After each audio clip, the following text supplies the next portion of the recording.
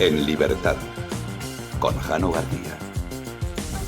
Damas y caballeros, ¿qué tal? ¿Cómo están? Sean bienvenidos a esta noche del 8 de julio de 2025. Se le acumulan los problemas a Pedro Sánchez y es que ni siquiera los sustitutos de los sustitutos de los sustitutos están limpios en la mafia de la PSOE. Hoy conocemos que Paco Salazar, ya saben que este iba a ser el adjunto al nuevo secretario de organización de la PSOE, pues bueno, al final pasó a ser Francisco porque llevaba numerosas denuncias por acoso sexual. Bueno, pues hoy Moncloa ha decidido que es el momento de cesarlo. Así que pues Francisco, según el día, ya no está en Moncloa, pero es que además los empleados de presidencia recibirán un curso antiacoso. Y bueno, pues esto cómo puede ser. Sí. O sea, no es bastante. Ustedes imagínense que trabajan en Moncloa y está Paco Salazar por ahí, pues en fin, no sé, haciendo sus cosas. Y encima le hacen ahora hacer un cursillo antiacoso para defenderse de la PSOE. Claro, esto es increíble. Dice, hombre, pero el cursillo, ¿cómo lo va a tener que hacer la víctima? Sí. De alto riesgo trabajar en Moncloa con los personajes que tiene la PSOE. Pero luego hay otra noticia que es maravillosa. En este caso lo publica Alejandro Entrambasaguas en El Debate. Y es que, este ha salido rana. Entonces han dicho, bueno, vale, pues Paco, tú no. Anabel Mateos, tú. Y hoy conocemos que el Servicio de Vigilancia Aduanera de la Agencia Tributaria detuvo el pasado mes de febrero al padre de Anabel Mateos, que es la recién nombrada por Pedro Sánchez como esa nueva adjunta a la Secretaría de Organización de la PSOE. Bueno, pues los agentes desarticularon en la vivienda de esta tipa, en su vivienda, un taller clandestino de fabricación de tabaco. Dices, coño, pero esto no es lo que pasa, bueno, ya ni pasa, en países así extraños, en vías de desarrollo y tal. No, pues aquí lo tenemos. En concreto, el inmueble donde estaba instalado ese laboratorio ilegal es la única propiedad que tiene esta señora. Está su nombre, está en Roquetas de Mar, en Almería, y fue arrestado su padre y actualmente está siendo investigado y también, pues obviamente, por delitos de contrabando y salud pública. O sea, es que esto no me digan que no es la mafia. Nos faltaba el toque del contrabando, pero no narcotráfico, no. Pues eso, oye, el tabaco. ¿Cómo tabaco? Esta es la sustituta del que iba por ahí acosando al personal en Moncloa. No me digan que no es impresionante. Cosas del progreso, que ustedes no lo entienden porque deben ser unos peligrosos fascistas. Pero luego también hay una noticia muy interesante, en este caso la trae El Confidencial, y es que la UCO, ya saben, que se personó el pasado 26 de junio en la vivienda de la expresidenta de Adif, Isabel Pardo de Vera, pues bueno, lo que encontró en su domicilio fue, que no está mal, contratos por valor de más de 5 millones de euros, insisto, y esto lo que ha provocado es que, bueno, al final esta señora va a estar, tendrá que responder frente a la justicia por delitos de malversación, tráfico de influencias, organización criminal, prevaricación y cohecho. Oye, pues bien, a ver, pónganse ustedes a ver si lo consiguen. No hay que restarles mérito. Repito, los delitos de esta, que es la hermana de Ana Pardo de Vera, ya saben, la que no consentía que una diputada del PP dijera, oye, yo no estoy hablando de tu hermana, cuando ni siquiera sabíamos todo esto. No te atrevas. Bueno, pues joder, como para no atreverse. Repito, delitos de malversación, tráfico de influencias, organización criminal, prevaricación y cohecho. Pues bueno, no está mal. Así para ser una cosa de andar por casa, pues bueno, pues también. Y Francina. Ay, Francina, qué verano te espera. Y sobre todo, qué otoño, cuando conozcamos ese informe de la UCO. Bueno, hay que ponerse en contexto, pero también hay que tener en cuenta las nuevas informaciones. Y es que Francina Armengol pagó 12,7 millones de euros a empresas de la trama Cerdán, Ábalos, Koldo, Sánchez, la PSOE, no sé cómo quieren llamar ustedes a esta trama, porque ya, claro, son tantos, lo suyo es la PSOE. Pues, es decir, la trama Koldo, hombre, Koldo. Lo de Koldo casi que es una cosa anecdótica. Bueno, pues, como digo, pagó 12,7 millones a estas empresas investigadas por obras que nunca concluyeron, pero también material sanitario que jamás se utilizó. La presidenta del Congreso de los Diputados, que es esta tipa, esta es la tercera autoridad del Estado. Está el rey, está el presidente del gobierno y está esta, Francina. Bueno, pues este martes, que ahora vamos a escuchar, ha ido a la comisión de estas comisiones de investigación en el Senado que se montan. Pues bueno, bajo su batuta, el gobierno de Baleares adjudicó 9 millones de euros a las obras de una residencia de ancianos a la empresa levantina, que es la empresa de José Ruz, que, como ha destapado la Guardia Civil, tenía sueldo a Koldo García. Además, pagó 3,7 millones, esto ya lo conocíamos, a soluciones de gestión del comisionista Víctor de Aldama. Pues para ser un martes de julio caluroso, la PSOE se esmera. Y como digo, Francina ha ido yo al Senado, pero conviene, porque es que a veces nos olvidamos, poner en contexto cómo llegaba hoy Francina. Como en su momento le decían, oiga, pero ¿usted con quién hablaba cuando salió el escándalo de las mascarillas, ya saben, falsas, que compraron en Baleares? Decían, no, la calidad es estupenda. No, no era estupenda. Bueno, pues déjalas aquí en el almacén. Y cuando cambió el gobierno, a toda prisa dijo, oye, aquí hay una cosa. Y ahora. También hay que tener en cuenta el papel de su marido. Su marido era un tipo que era jardinero, una profesión sin duda digna, pero que por lo que sea no le gustaba, y pasó de ser nada a facturar más de 4 millones de euros, justo en el momento en el que Francina fue presidenta de Baleares. Bueno, pues cuando le preguntaban los periodistas, oiga, ¿usted con quién hablaba para hacer estas compras? No decía el nombre. Me gustaría insistirle por el nombre. ¿Quién de la trama Koldo, si hubo alguien, el nombre? ¿Quién se puso en contacto con el gobierno balear? Yo creo que he contestado ya extensamente a la pregunta en cuestión y repito, se llegaba al gobierno balear, a muchas personas del gobierno, diferentes nombres, que se hacía siempre lo mismo, que es enviarlos al servicio de salud. Es que es lo que hay, es que esa es la realidad. Pues no, por lo que sea, otro miembro de la mafia que no dice la verdad. Pero luego, claro, esto fue escalando y entonces le preguntaban también estas comisiones, oiga, ¿pero usted conocía a Aldama, conocía a Koldo, hablaba con ellos? Francina decía que no. Pero quiero ser absolutamente sincera. Yo no recuerdo todas las comunicaciones de hace 4 años.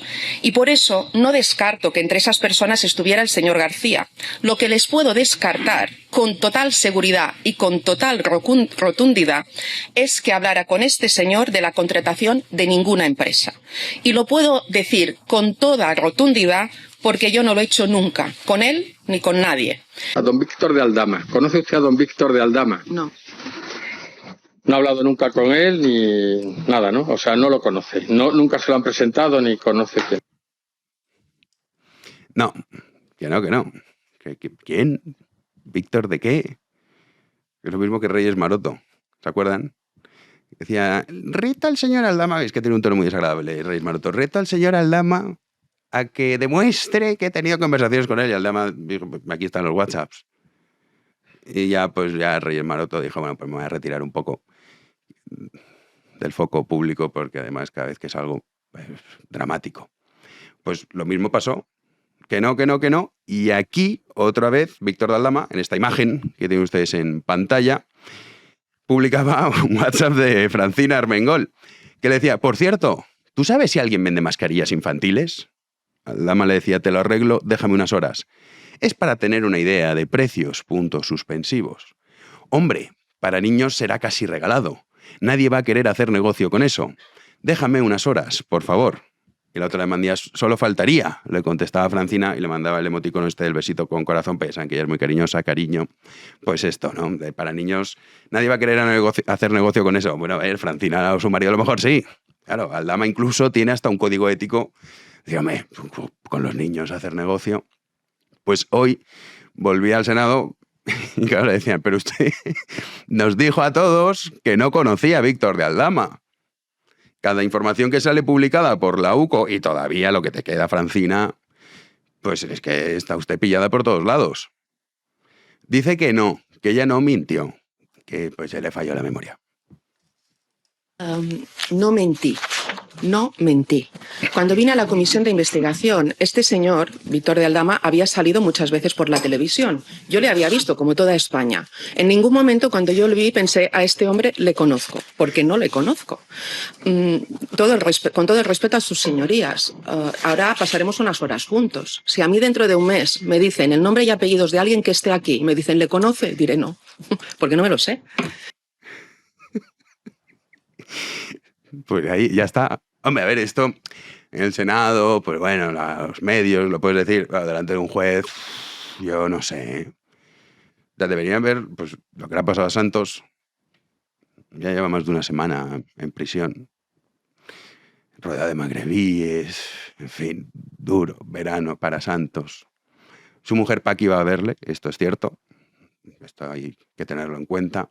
A pesar de todo, ahí está, al pie del cañón. Pero claro, esto, magistrado del Supremo, contarle esto, pero señora, usted, no sé. No, yo no me acuerdo. A lo mejor dice lo mismo del marido, si esta está en la escuela sanchista. Que si Sánchez mañana tiene que decir, Begoña Gómez, esa señora de la que usted me habla, pues sin problema.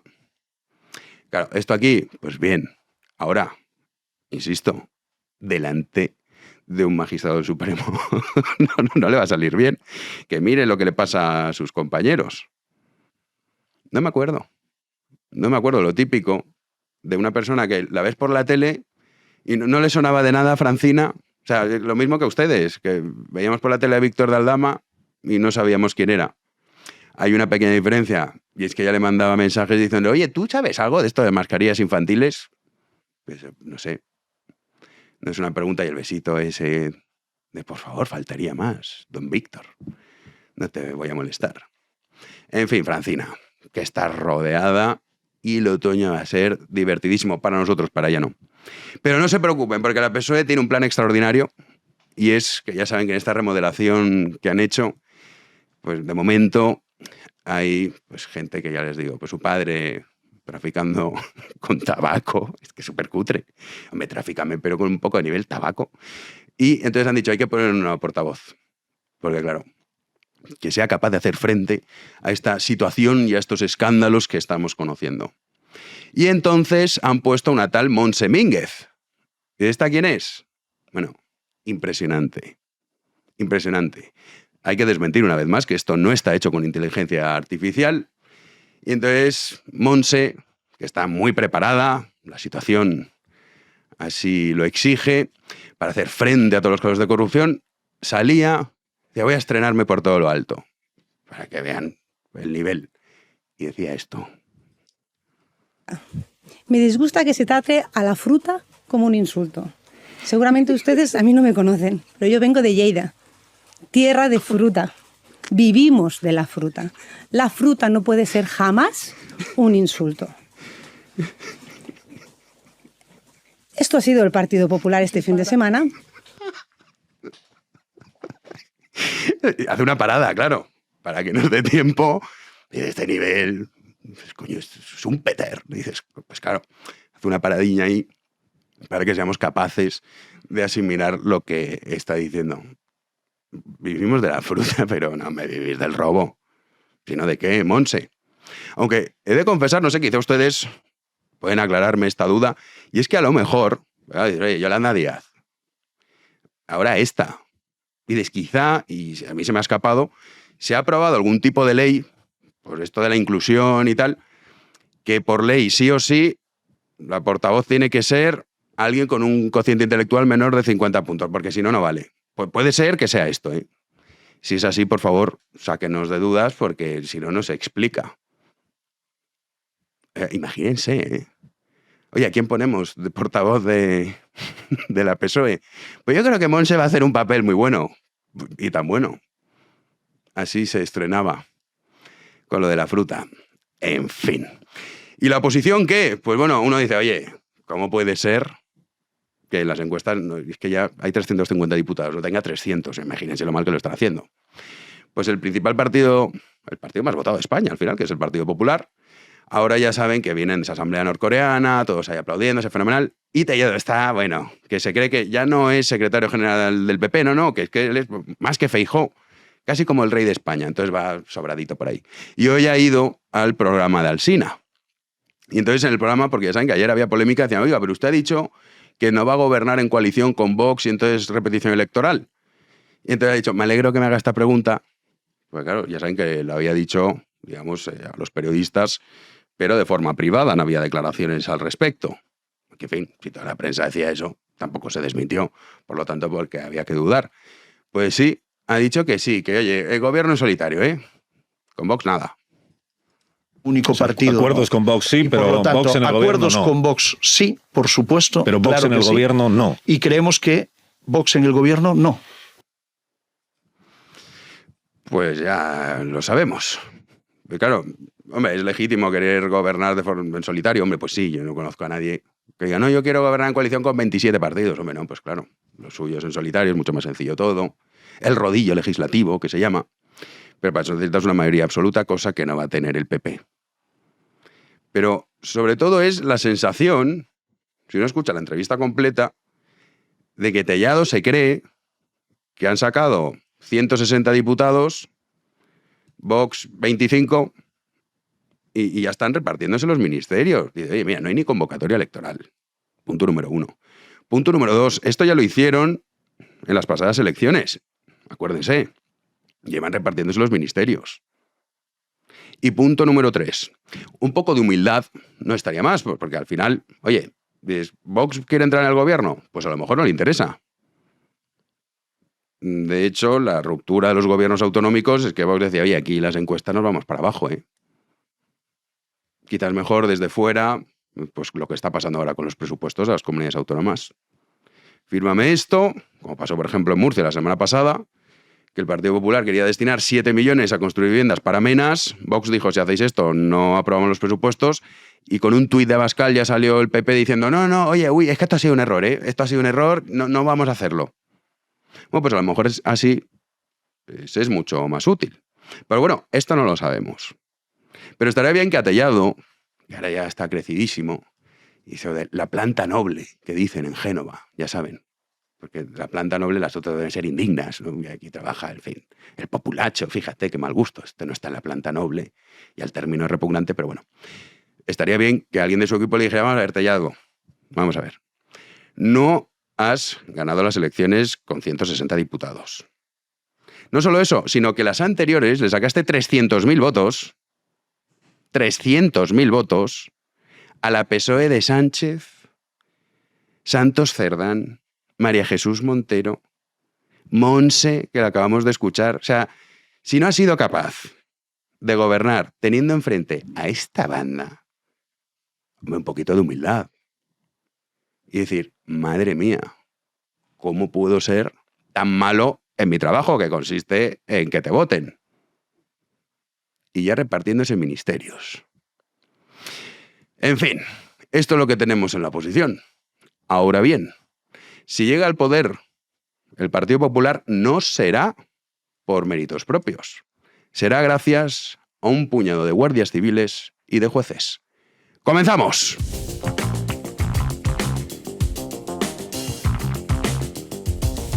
Recibimos un día más a Juan Andrés Ruber. ¿Qué tal, Juanan? ¿Qué tal, Jano? Muy buenas noches. Que sepas que ayer se nos quedó en el tintero lo del país, el único país que había apoyado la candidatura de Carlos Cuerpo para presidir el Eurogrupo. Me escribió nuestro amigo Luis, Policía Nacional de Alicante, y me dijo, oye, tío, que ha sido Eslovaquia el país que nos ha apoyado en es que una gran potencia. Son bastantes amigos, Sánchez. Sí, por el rollo palestino y tal. Sí, entonces tienen ahí sintonía. Pues fue el único país de Eslovaquia, confieso que es de los países más lamentables que he visto, en el sentido de decir, porque sabes que habéis querido separar.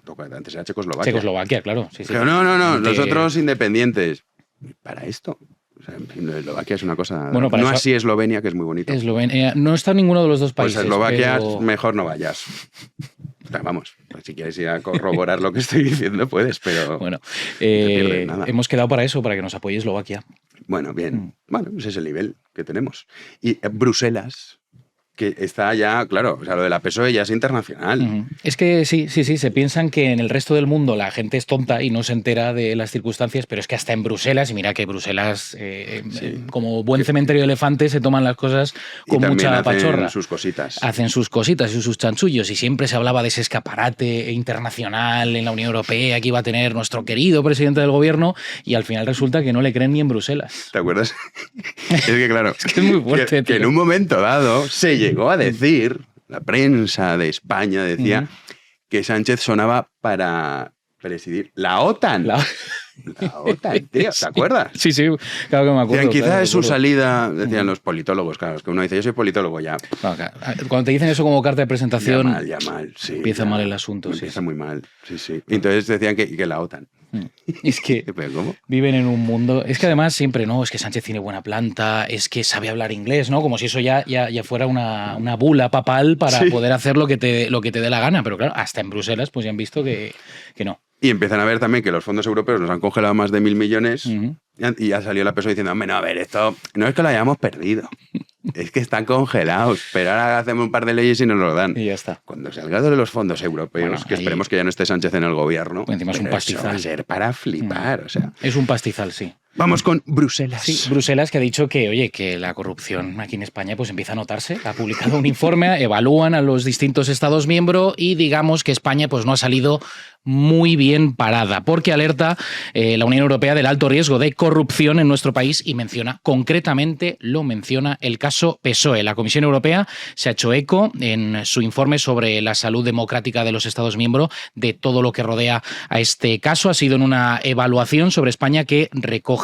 avances en medidas de prevención, pero alerta del, abro comillas, alto riesgo de corrupción en contratación pública, Jessica, y financiación de partidos. En las 20 páginas que dedica a España, Bruselas no señala riesgos sistémicos para el Estado de Derecho, pero avisa de que siguen pendientes medidas de calado en ámbitos como puede ser el judicial, la lucha contra la corrupción, ya saben, la gran bandera del Partido Socialista, la transparencia o medios de comunicación, incluida también esa reforma del sistema en la elección del Consejo General del Poder Judicial, de los diferentes vocales. Una reforma que Bruselas reclama desde hace años como continuación de la renovación del órgano de gobierno de los jueces. Yo todavía me acuerdo, Jano, de esas reuniones en Bruselas con nuestro querido amigo, el escritor erótico González Pons y Félix Bolaños. ¿Te acuerdas? Es verdad, sí. Manfred Weber, no. Sí, no sé Weber. Era Weber, que se reunían ahí. Weber, porque Weber, esto es como si supiésemos alemán, y no es cierto, obviamente, claro. No. Idiomas... Yo lo estudié el alemán y... Pues ya lo siento. No, es que no salió muy bien la cosa, la verdad. Era una optativa y duré un curso solo. Dije, es lo que me mola más. El italiano, español, portugués... Sí, es que solo tenía opción de escoger alemán. Ah, entonces era frente a otra optativa que no recuerdo cuál era y dije estudio alemán, pero me duró un año. Bueno, además en Alemania si hablas otros idiomas ya te apañas más incluso que con el alemán. Efectivamente. El tema de la inmigración, que por cierto aquí en España hay un debate con una propuesta de Vox que lo cual demuestra lo mal que estamos. Porque dicen, ¿qué escándalo? ¿Cómo? ¿Por qué? Vamos a repasar. Y aparte dicen escándalo y no es nuevo. O sea, esto está en el planteamiento de Vox. O sea, es algo que no han escondido porque nunca. Reciben muchísimos votos precisamente por esta cuestión. Una situación muy delicada en España, el tema de la inmigración, y se han formado mucha polémica en torno a unas declaraciones que hizo ayer la diputada Rocío de Mer, que ahora lo escucharemos en unos instantes, porque decimos que se ha creado una enorme polémica partiendo de los medios, eso sí, del entorno sanchista, que ponían cifra a esa remigración, a esa propuesta de Vox de expulsar a los inmigrantes ilegales, unos 7-8 millones de habitantes extranjeros. Esa fue la cifra que manejaban estos medios, bueno, principalmente El País, que lo ha publicado hoy en portada, pero desde el partido no habían concretado ninguna cifra exacta. El programa de Vox en materia migratoria, según señalan desde este partido, plantea reforzar la seguridad de las fronteras y garantizar que quienes delinquen cumplan sus penas en sus países de origen, no aquí en España. Están centradas de manera exclusiva en inmigrantes que hayan accedido de forma ilegal a nuestro país, en quienes cometen delitos o en quienes permanecen al margen de la normativa vigente. El principal problema, según aseguran desde este partido, es la falta de integración en la sociedad. Ahora sí, escuchamos a Rocío de Mer. pues son personas que han venido de diferentes orígenes en un muy corto periodo de tiempo y por lo tanto pues es extraordinariamente difícil que puedan adaptarse a nuestros usos y costumbres, pues lo que estamos viendo son las consecuencias que estamos viendo, que nuestra sociedad está cambiando, que nuestras calles en muchas ocasiones no son de los españoles, que muchas plazas no pertenecen a quienes siempre pertenecieron. Yo, Jano, puedo entender que haya debate con el tema de la inmigración, pero es que no sé qué hay de incorrecto en lo que ha dicho Rocío de En la tertulia debatiremos. Yo sí que veo un punto débil en la propuesta y es cuando dice devolverlo a sus países. Muchas veces no sabes de dónde vienen. Entonces, lo que habría de hacer es construir cárceles pues como Bukele. Las pocas cosas que a mí me gusta de Bukele es eso. Oye, una mega cárcel inmensa y que vayan circulando, porque claro, ellos también se lo saben. Entonces dice, esto cualquiera que trabaje o conozca a alguien que trabaja entre las fuerzas y seguridad del Estado relacionados con este tema, te dicen, si es que lo primero que hacen es tirar toda la documentación, pues ya lo coges, ¿y qué haces con él? Claro, que viene a su país, pero a su país, ¿qué? Si no sé ni cómo se llama, ni la edad que tiene, ni de dónde viene, a dónde lo lanzas. Sí. Lo coges y tiras, pues lo tiro al mar. Hombre, bueno, tirarlo al mar. O sea, claro. Evidentemente, pero está claro que hay que atajar de raíz un problema que se nos está yendo. Me parece más interesante, que luego lo comentamos si quieres en la tertulia, hacemos el debate, el tema de la nacionalidad. También me parece muy interesante que se pueda revocar, ¿te acuerdas que lo dijimos aquí hace unos meses? Dijimos, esto llegará a España, que no, y por primera vez ya han dicho, oye, que esto de que tener nacionalidad, a lo mejor no es suficiente. Bueno, el caso de Francia o el caso de otras regiones en Europa que sí ya tienen todos el pasaporte. Todo lo que sea prevenir lo que está pasando en países, como tú bien dices, como Francia, pues bienvenido sea. Es un debate complejo, por supuesto. Sí. Lo debatimos, pero el punto débil yo veo eso. Nos vamos con el gobierno es que y de Israel, no, genocida, tal. Bueno, ahora te compro. Bueno, ahora no. Bueno, ahora un poco. Y ahora ya sí también, dices, pero... Esto me recuerda a amigos que tengo que bueno, no todos somos perfectos, Jano, que siempre defienden la causa palestina y demás, ¿no? Y mira Sánchez en la cumbre de la OTAN cómo señala a Israel, cómo dice que es un estado genocida, que tal y que cual, pero vemos que todo es postureo, porque después es que con lo del rearme es verdad que nos faltan medios y quizá tenemos que tirar de cosas israelíes, ¿no? Entonces ahí no es estado malo, genocida, terrible.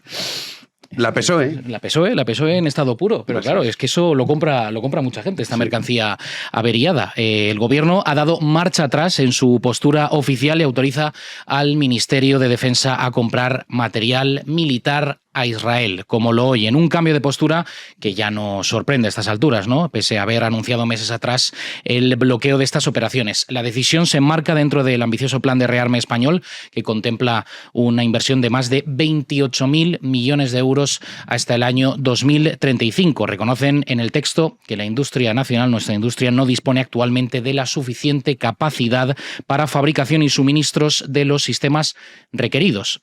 De manera oficial, se mantiene esa suspensión de exportaciones de armas a Israel, pero ya vemos la realidad. Ahora se permite la compra de tecnología y equipos defensivos, como pueden ser radares o sistemas electrónicos. Este giro contradice ese discurso político supuestamente contundente del Ejecutivo, que ha sido además especialmente crítico con la ofensiva israelí en la Franja de Gaza. Asegura que no se van a adquirir armas defensivas, pero claro, la polémica está servida y a ver quién se fía de la palabra del gobierno diciendo que no van a comprar armas a Israel. De la pájara. De palabras del propio Pedro Sánchez. Esto no lo decimos nosotros, lo dice el presidente del gobierno. Presidente del gobierno. Vamos con... ayer hablábamos de estos suicidios extraños que suceden en Rusia.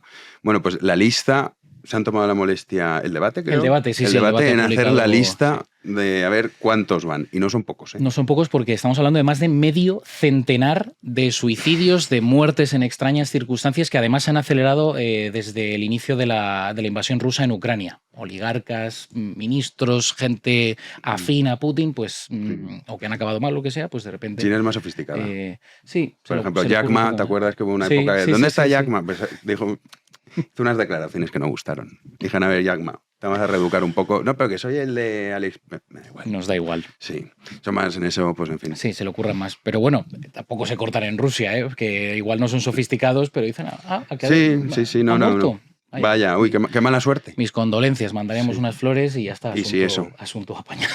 Y si eso, es que hay veces que no mandan ni flores. Bueno, desde el inicio, como decía, de la invasión rusa en Ucrania en 2022, en Rusia se han disparado las muertes de oligarcas y políticos cercanos al entorno del presidente ruso en extrañas circunstancias. Aquí tienen tan solo una pequeña muestra de todos los que han muerto en extrañas circunstancias. En la mayoría de casos, pues se ha dado carpetazo a estos fallecimientos sin demasiadas explicaciones, asegurando pues que se trataba de suicidios. A esa extensa lista se ha sumado, lo contamos ayer en este programa, este lunes, la muerte del recién destituido ministro de Transportes ruso, que es Roman Starovoyt. Con esa muerte ya van más de 50 muertes en extrañas circunstancias. Además, se trata del tercer fallecimiento en los últimos 3 días de altos funcionarios rusos en circunstancias aún por esclarecer. Putin había destituido de su cargo a Starovoyt tan solo unas horas antes de que las autoridades del país encontraran el cuerpo sin vida de este hombre. Pues dale. Es que ni en los medios de comunicación rusos se aclaran con si lo encontraron dentro del coche, en la casa, en la acera enfrente de su puerta. Bien. Pero tampoco le importa mucho. Putin. No. Por eso te digo que dices, sí. China es sofisticada, pero en el caso de Rusia es como, es que me da igual, o sea, me resbala todo y a estas alturas, y ya está, claro, ¿para qué nos vamos a complicar? En fin, nos vamos a la tertulia. Arrancamos la tertulia y lo hacemos saludando a don Julio Llorente. ¿Qué tal? Pues muy bien, aquí estrenando. Nunca me había sentado aquí. Uno se siente bien, al lado de Juana. Claro. Gracias, y además vienes con recomendaciones literarias. Bueno, el tuyo. Bueno, sí, pero eso más que una recomendación literaria es una imposición literaria. Léanlo. Dicho esto, no, recomendación literaria. Claro, es que me tengo que acostumbrar a la nueva cámara. Ecología trágica de Fabrice Hadiag. Fabrice Hadiag es un filósofo francés que, bueno, se muda ahora a España para dirigir un instituto. ¿Ah, sí? Sí, un instituto de... Bueno, es para universitarios, se va a llamar Incarnatio, y su propósito es instruir a los alumnos en las humanidades y en el trabajo manual. Y este libro, Ecología trágica, pues, bueno, como su propio nombre indica, es algo así como una refutación del ecologismo imperante. Muy recomendable, como todo lo de Hadiag, Ecología trágica. Bueno, pues nada, con esa recomendación y esa imposición te damos la bienvenida. Gracias. Querido Gon, ¿cómo estás? Pues encantado. Creo que esta es mi última tertulia, ¿no? Ya hasta septiembre, ¿verdad? Sí. Bueno, la de todos vosotros. Sí. Claro, hasta septiembre, así que encantado de volver aquí a la trinchera, anunciar que ha salido la segunda edición ya de mi libro, aquí le tengo, segunda edición. Enhorabuena, Gon. En un mes, segunda edición, qué maravilla. Muchas gracias a todos. Ya sabéis, El aullido del lobo, orientaciones espirituales para jóvenes guerreros y siempre contra la anti-España caña, coño ya. Parece que es verdad que el calor nos está haciendo mella, ¿eh? Yo no lo había visto tan derrotado como hoy. No, hoy estoy un poco cansado, llevo todo el día fuera de casa. Y he comido fuera y ya, pero me repongo ahora en cuanto empecemos a sacar los temas de la PSOE, me vengo arriba y digo, me tiene hasta la polla. Miguel Rovira, ¿qué tal? Pues bien, yo no he escrito ningún libro, pero sí voy a tener que escribir uno para la temporada que viene para recomendarlo aunque sea. Pues sí, deberías. Esto va a parecer la mesa de un programa de radio que todos conocemos. ¿Cuál? El de Federico Jiménez dos Santos, que bueno, me parece más que un estudio de radio el escaparate de una librería. Bueno, pero está bien eso. En el que solo se publicitan los libros de una persona. Eso hay que decir. Pero no, Federico, a veces pone otros que no son los suyos, creo. ¿Sí? Creo. No sé, yo las últimas veces, hace mucho que no escucho el programa, pero las últimas veces que lo he... son los suyos. ¿Ah, sí? Sí. Bueno, pues son recomendaciones. Claro, y además con lo bajito que lees apenas se le ve, o sea, se le tiene que intuir. Como publique un libro más, no lo vamos ni siquiera a intuir. No, coño, que él pone el suyo, el último, y yo ¿Sí? Me acuerdo que yo lo he visto con otros también. Vale. Creo, vamos. ¿Lo dices? Sí, ahora tendría que repasarlo, pero me suena a mí que Federico no lo veo, no lo he visto nunca. Yo a veces sí, yo el otro día me lo puse, la verdad es que me reí bastante, el lunes, con el congreso de la Peperada, que luego si queréis hablamos de eso. Pues hombre, sí, podríamos, lo comentasteis ayer. Y el Comité Federal, sí, lo comentamos ayer, pero vamos primero con la PSOE, para que Gon se venga arriba. Venga. Y luego vamos a hablar de inmigración también, ¿eh? Perfecto. Es interesante el tema. Pero vamos primero con las corruptelas. Empezamos con Isabel Pardo de Vera, Juanín, que tiene, en fin, esta señora va a acabar mal, Miguel. Esto va a pasar. Ya sé que te duele, pero... Sí, yo me siento mal por ella. Pues mira, 5, todos los delitos que... 5 delitos en total, una manita. El juez del caso Ábalos, que implica al PSOE, eleva a 5 los posibles delitos cometidos por Isabel Pardo de Vera. El magistrado suma organización criminal, prevaricación y cohecho a la malversación y tráfico de influencias a la expresidenta de Adif. Además, la UCO señala que adjudicó 2 obras por más de 70 millones de euros siguiendo las órdenes de Koldo García. La expresidenta de Adif avisó al entonces asesor del ministro Ábalos que si otorgaban contratos tan seguidos a empresas vinculadas a la trama iba a cantar. Y tanto que ha cantado, al final ha cantado. Por 5 lo que sea. Sí. Al final ha cantado tanto. ¿Cuáles serán los 5? A ver, lo tengo aquí. Sí, organización criminal, prevaricación, cohecho y malversación y tráfico de influencias, que eran los 2 primeros. Pues mira, mi Rovira, tú esto que nada, eres un aficionado. Yo sí, tengo que empezar a cultivar. Por lo de esta gente es alucinante. O sea, podría decir que me sorprende, no me sorprende absolutamente nada, porque quiero decir, es un día más en la escuela PSOE. Pero me gusta porque esta señora es hermana de Ana Pardo de Vera, que era pues otra periodista ecuánime, ¿no? Que ha sido a las tertulias, que para nada representa los intereses del gobierno ni de sus satélites, y que lleva bastante tiempo diciendo en redes sociales y en plató y tal que nadie se atreva a acusar de corrupta a su hermana. Bueno, pues parece ser que el que se ha atrevido ha sido un juez, para mala suerte de ella y de su familia, y le pinta feo. Le pinta feo porque forma parte de una estructura criminal de la que cada día sabemos más, o presuntamente forma parte de una estructura criminal de la que cada vez sabemos más. Y lo que sabemos son cosas feas, entre otras porque el secretario de organización del partido de gobierno está en prisión ya, y no creo que tarde mucho en tener compañía. Sí. No creo. Julito. Yo lo que constatamos es que el relato del Partido Socialista, de Pedro Sánchez y de todos sus voceros, se va desmoronando poco a poco. Va haciendo aguas y nosotros descubriéndolas. ¿Por qué? Porque él se ha afanado en presentar en las últimas semanas el caso como un caso que afectaba solo al PSOE y no al gobierno. Se ve que, claro, para cobrar mordidas se necesitaba, lo que todos ya sabíamos, por otro lado, se necesita la colaboración de la administración pública. Se necesita alguien que adjudique los contratos. Esto de Isabel Pardo de Vera no era miembro del PSOE. Estaba designada como presidenta de Adif por Pedro Sánchez, que dependía del gobierno de España en este sentido. Con lo cual vemos cómo el relato va poco a poco desmoronándose. Esto no es algo que afectaba solo al PSOE, sino que afectaba tanto al PSOE como al gobierno. Había una cooperación activa entre determinados miembros del Partido Socialista, el trío del Peugeot y quizá pronto lo descubriremos, el cuarteto del Peugeot, y las administraciones públicas. El otro día, no quiero dejar de comentarlo porque creo que para una buena parte del electorado del Partido Socialista da igual que el relato haga aguas, da igual que el relato se desmorone, da igual que las mentiras de Pedro Sánchez, de sus voceros, de la opinión sincronizada, etcétera, etcétera, sean cada vez más evidentes. Da igual. El otro día están completamente fanatizados. El otro día vi un vídeo, me lo encontré en Twitter, de una suerte de manifestación en apoyo, una concentración en apoyo a Pedro Sánchez en Ferraz. Bueno, y había una periodista, no sé si de EDATV o de Dios sabe qué canal, o periodista digital, preguntándoles por los casos de corrupción del PSOE, por su opinión sobre las contradicciones de Pedro Sánchez, etcétera, etcétera. Y su respuesta era: ¿y vos qué? ¿Y vos? La X la pronuncian como S, ya lo sabéis. ¿Y Vox qué? ¿Y los casos de Vox y el PP qué? Esa era la reflexión que le suscitaba a las personas que se habían concentrado ahí para apoyar a Pedro Sánchez los casos de corrupción del PSOE. Con lo cual digo, es indiferente que el rato se desmorone, hay que perder toda esperanza. Buena parte del electorado del Partido Socialista va a votar al Partido Socialista, aunque a Pedro Sánchez se le pille devorando a un niño.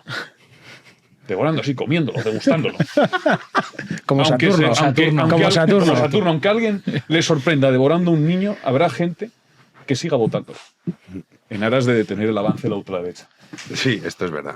Esto es cierto, lamentablemente. Bueno, de hecho, creo que ha sido esta semana que el ínclito periodista objetivo y ecuánime llamado Antonio Maestre ha escrito una columna donde venía a decir algo así. Criticaba a Javier Cercas porque Cercas estaba pidiendo una moción de confianza, estaba pidiendo a Sánchez que se echara a un lado y demás, y esta columna venía a decir que ni de coña. que hay que quedarse en el poder, que hay que aguantar con lo que venga, porque si no viene la ultraderecha. Y por supuesto, ultraderecha es cualquier cosa que no se parezca al maridaje abracadabrante de la PSOE y Podemos. Entonces, hay que entender que se mueven ahora mismo en una total insolvencia. La señora Pardo de Vera, ¿verdad?, que es la que se llenó la boca con los bulos, el fango, resulta que su hermana está en el ajo, que su labor de periodista no ha sido tal, ha sido propagandista de la PSOE y del sanchismo. Bien, pues da igual, aunque estén en situación de insolvencia, hay una parte dura, un núcleo duro del electorado de izquierdas que va a votar a la PSOE pase lo que pase. Y que va a considerar siempre que la ultraderecha, Franco y la madre que lo parió es el infierno con patas que vienen a buscarnos. Entonces, lo hemos hablado otras veces, esto no tiene posibilidad de modificarse a corto plazo, los miembros de la secta no van a pearse de la burra a corto plazo, hay que pensar a medio largo plazo con discurso, planteamiento, argumento y razón para que las generaciones que vayan viniendo sientan desprecio y vergüenza de lo que ha sido el sanchismo y la sanchosfera. De esa idea de Antonio Maestre que pone en su columna que no, que es que los derechos reproductivos están en peligro, que las nuevas familias están en peligro, o sea, todo el rollo el lenguaje falsario. De todos modos, ojalá el PP y Vox fuesen lo que Antonio Maestre dice que son. Ojalá los derechos reproductivos, o sea, semejante engendro, estuviesen en peligro. Total. Ojalá. Lo tengo aquí anotado porque es que son conceptos, hablan de derechos reproductivos, nuevos modelos familiares. Hablan en genérico de las mujeres, dicen las mujeres van a estar en peligro. No, está en peligro el feminismo morado, posmoderno y delirante de Irene Montero. Ninguna mujer está en peligro. Está en peligro el feminismo delirante de Irene Montero. Lo que llaman derechos reproductivos, por supuesto, es el aborto. El aborto libre, sin plazo, al modo que se ha legislado en las Islas Británicas. Es decir, yo creo que hay que asumir que enfrente nuestro hay una secta fanatizada, con una ideología que corrompe el entendimiento y que no va a cambiar a corto plazo. La señora Pardo de Vera pues forma parte de la secta, aunque le hayan pillado a su hermana, al parecer, en el ajo, ¿verdad? Entonces, bueno, pues hay que hacer un trabajo de argumentación y razonamiento dirigido a los jóvenes para decirle, cuidado, que este disparate hay que llevarlo a la marginación política, para que no vuelva a ocurrir. Preparar la argumentación, la musculación racional a la contra de toda esta basura que hemos tenido con el sanchismo y la sanchosfera, que es insolvente. Pero ya veis, pues la gente que se manifiesta en apoyo de Pedro Sánchez le importa un bledo. La insolvencia, ¿no? ¿Y Vox qué? ¿No? ¿Y Vox qué? ¿Y Vox? ¿Y Aznar qué? Que te dicen, tiene a todos sus ministros en la cárcel. Digo, me coño, esta eso decían, es verdad. Sí, entonces te sacan una foto y te ponen un círculo rojo a la cabeza de todos y dicen, mira, todos en la cárcel. Y, a ver, luego repasas si no es así. Alguno hay. Pero ha habido. Yo creo que esto tiene una parte de vergüenza torera personal y ya está. Si tú te has pasado 7 años u 8 años diciendo que Pedro Sánchez, el Partido Socialista y su gobierno, y no solo diciendo, ¿no?, sino defendiendo en círculos familiares, comentándolo con tus amigos, pues esto, que Pedro Sánchez venía a acabar con la corrupción y toda esta retórica extraña, porque la corrupción es algo que además es implícito al ser humano. O sea, de cada 100 tíos que conozcas, 2 van a estar corrompidos o se van a corromper.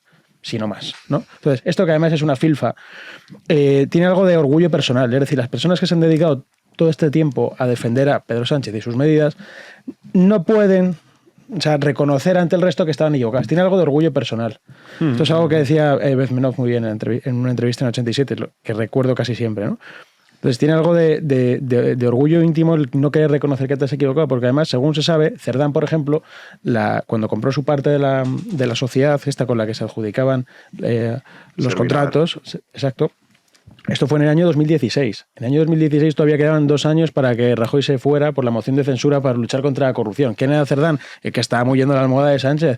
¿Quién era Cerdán? El que presuntamente amañó las primarias de Sánchez. O sea, es un gobierno que nace viciado por la corrupción y del cual es muy difícil, pues ahora elaborar una enmienda a la totalidad sin quedar en ridículo o al menos sin desdecirte todo lo que llevas diciendo durante 7 años. Por eso muchas personas eligen el sesgo de confirmación, que esto es en psicología, que es básico, que es creerte lo primero que te dicen porque te conviene. No, pues es que andar no sé qué, o es que Vox no sé cuántos.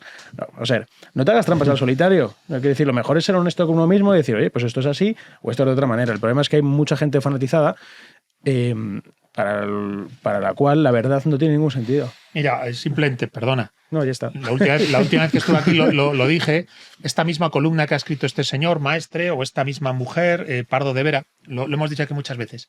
Si lo mismo que está ocurriendo ahora ocurriera con un gobierno de PP y Vox, ¿qué creéis que estarían diciendo? ¿Qué columna hubiera escrito el señor Maestre? ¿O qué diría Pardo de Vera? ¿O qué diría Ignacio Escolar, Ángeles Barceló, el señor Jordi Évole, etcétera? ¿Qué estarían diciendo? Los mismos que ahora ponen paños calientes y no sé qué, estarían diciendo hay que convocar elecciones, gobierno corrupto, estaría montando el cisco padre, ¿verdad? Entonces, esa doble vara de medir es tan evidente, es tan sangrante, que creo que de verdad hay una parte del electorado que ya ni de izquierdas ni derechas, de manera transversal, dice, es una vergüenza. Hay que impedir que vuelva a pasar, que el gobierno de España esté en algo parecido a lo que han sido los planteamientos del sanchismo y su sanchosfera. Sí, yo comentaba a Miguel con mucha razón que el gobierno de Pedro Sánchez ya en su primera legislatura nació viciado y además por las corruptelas, a las corruptelas de Santos Cerdán hay que añadirle los pactos de legislatura. El gobierno de Pedro Sánchez nace viciado por aquellos partidos en los que se apoya para gobernar. Pedro Sánchez negocia con Bildu, Pedro Sánchez negocia con Esquerra Republicana, Pedro Sánchez negocia con una serie de partidos que o bien tienen crímenes de sangre a sus espaldas o bien tienen crímenes de otra índole a sus espaldas, o bien aspiran a resquebrajar la unidad de la nación. En ese sentido también nace viciado el gobierno de Pedro Sánchez. También comentaba Miguel Miguel y Gonzalo, otra cosa relevante, claro. Tampoco debemos engañarnos. Cuando Yolanda Díaz dice que la corrupción cero es posible, este mantra que repite cada vez que aparece en una entrevista, nosotros tenemos que recelar, nosotros tenemos que refutarla en realidad. La corrupción cero no es posible. No es posible. Claro que no. Somos hijos de Adán. Estamos heridos por el pecado. Es verdad que anhelamos la gloria, pero también estamos heridos por el pecado. Sí, no podemos escapar a la corrupción. Eso es. Sí, y no solo 2 de cada 100 personas, nosotros mismos vemos una pugna entre el bien y el mal, entre la gloria y la corrupción. A diario. A diario nosotros nos corrompemos. Y a diario somos rescatados. Quiero decir que esto es muy complejo. Entonces, pensar la corrupción cero, no. Sí, que escribes en un papel, prohibida la corrupción. Claro, ya está. Nos acercaremos a ella cuando esta mujer deje de ser vicepresidenta del gobierno y aún así no la alcanzaremos. Pero escucha, cuando tú dices que la corrupción cero no es posible, entiendo que asumimos el carácter del ser humano. Eso no quiere decir que todo esté justificado, claro, que tengamos que claro, sí, no, es que la naturaleza humana es así. Entonces, dejemos que se vayan de prostitutas. Pero creo que hay corrupciones en las que ha incurrido este gobierno mucho más graves que la corrupción económica. Esa es la clave. Que aquí está el nivel de corrupción política que supone decir una cosa y hacer la contraria, y el nivel de corrupción política que supone incluir en la dirección de Estado de la nación española a partidos políticos que abiertamente dicen en el punto número 1 de su proyecto político fragmentar, secesionar, romper la nación española. Eso ya es una corrupción. Sí. Es una corrupción. Ahora, esa corrupción económica que surge y en la cual efectivamente parecería que, siempre puede ocurrir, aquí el problema es que quien está al cargo de jefe máximo de la PSOE ha tenido como mano derecha sistemáticamente y en torno suyo a unos sinvergüenzas, a unos rufianes que dejan pequeñito a Torrente. Sí. Que lo ha dicho hasta el propio Santiago Segura, que dice, pero si es que mi Torrente no puede compararse con Cerdán y Ábalos. Entonces, también no puedes evitar decir, pero ¿cómo es posible que el señor Sánchez, con tantos asesores, con tanto rollo, haya consentido tener como mano derecha a personas tan nefastas, tan rufianescas, tan groseras, tan ordinarias, de bajeza tan evidente? Es que más no solo eran sus colaboradores, eran sus amigos. Sus amigos. Sí, claro, sus amigos. Y uno se relaciona con aquellos con los que tiene una mínima afinidad. Sí. ¿No? O sea, yo no me recorro España en un Peugeot con 4 personas con las que no me identifico en nada. Claro, yo entiendo que eso también le desautoriza a él. Porque dice, venga, eres muy bueno, no has hecho nada, tú no sabías nada, pero coño, eres un inútil. En el mejor de los casos. En el mejor de los casos eres un inútil. Podía decir, pido disculpas por haber sido incompetente a la hora de elegir a personas que iban a tener tanta responsabilidad. Y a continuación pongo mi cargo a disposición del partido. Coño, yo qué sé. Pero bueno, este comité federal este fin de semana hubo una cosa maravillosa. Que ha pasado como, bueno, que quería nombrar el secretario de organización al número 2, el director adjunto, podemos decir. Y claro, de repente empieza a salir, mientras se está celebrando el comité, que tiene no sé cuántas denuncias de acoso sexual en Moncloa. En la Moncloa. Pero verás tú, Juanín, vamos a repasar eso y la sustituta. Una historia maravillosa. Sí, vamos a empezar primero por lo que ha dicho la portavoz del Gobierno y ministra de Educación, Pilar Alegría, que ha confirmado que Moncloa ha aprobado el cese de Paco Salazar desde el pasado sábado Francisco, cuando se conocieron las denuncias de varias mujeres del partido. Una vez más, nadie sabía absolutamente nada en el entorno del Partido Socialista. Un clásico. Escuchamos a Alegría. Pues no podemos darnos cuenta de las cosas que no conocemos. Se lo dijimos durante este fin de semana y se lo vuelvo a recordar ahora. Ciertamente no había llegado ninguna denuncia, ni a Moncloa ni al Partido Socialista. Pero con una información publicada ya este mismo sábado se actuó con absoluta contundencia y diligencia. Bueno, sobre la sustituta. Pero es que claro, espera, esta es la parte. Salazar. Y ahora la sustituta es esta. La sustituta de Francisco ahora, Salazar, que aquí no se salva nadie. Resulta que la agencia tributaria detuvo el pasado mes de febrero al padre de Anabel Mateos, que es la nueva adjunta a organización del PSOE. Los agentes desvincularon en la vivienda de la dirigente socialista porque era su casa un taller clandestino de fabricación de tabaco. Es la única propiedad que Mateos tiene ahora mismo a su nombre, en Roquetas de Mar, en Almería. Su padre fue arrestado y actualmente pues, está siendo investigado por delitos de contrabando y salud pública. Tabaco, tenía la fábrica en casa de su hija. En casa de ella, sí. Sí, en su casa, la única propiedad que tiene a su nombre es esa. Y ahí tenía el taller. Digo yo que su hija algo sabría. Es verdad que la ciega, ¿no? ¿Hay algún crimen que quede por cometer en Ferraz? Pero a ver, un momento, que es que contarlo así, contarlo literalmente, a ver si me equivoco, porque es que en sí es un chiste. Me estás diciendo que la sustituta del que retiran, porque parece que es un salidorro y un metemano, y que le había elegido Sánchez al salidorro. Correcto. Retiran al salidorro, al guarro, que bien se merece un bofetón. Y dicen, pues metemos a otro, y meten a una señorita, y esta señorita resulta que en su casa tiene una cosa clandestina de tabaco del padre de ella, donde ella vaya a dormir y a vivir y tiene el rollo clandestino del tabaco del padre. Y todo esto en el círculo íntimo central, en la parte medular del... Esto es así, literal. No, tal cual lo que has contado. Si no es de coña. O sea, es que yo escribo un guión de esto y me dicen, no, hombre, no, esto, no podemos hacer una película de esto porque no resulta creíble. No podemos hacer una peli de esto porque no resulta verosímil. Pues coño, en la PSOE lo es. Pero tabaco, tío. O sea, que dices, no jodas, tabaco, que esto es de los países tercermundistas. Pero sobre todo, ¿cómo, o sea, el tabaco se fabrica secando hojas de tabaco, ¿no? O sea, que pues que las tiene ahí secando en el garaje. Yo es que no lo sé. No de forma clandestina, además, esto. La idea es que tú entras en esa casa y huele a tabaco que apesta. Y le dice la hija al padre, ¿qué tienes aquí montado, cabrón? ¿La que tienes? Nada, es una plantación ilegal de tabaco. Bueno, no pasa nada. Siendo tabaco, lo dejamos estar. Entonces, de verdad que no hay por dónde cogerlo. Estamos en una situación ya de, no sé cómo se dice, de esperpento, ¿verdad?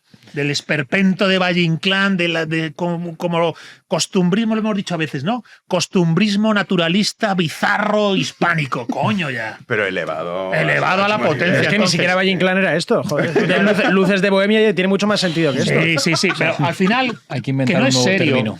No es serio que al frente de una nación que tiene que aspirar siempre a la grandeza, a la prosperidad, a la cohesión, a la fuerza, al arraigo, al patriotismo, a la grandeza histórica y ciudadana de los españoles. Eso es lo que hay que aspirar.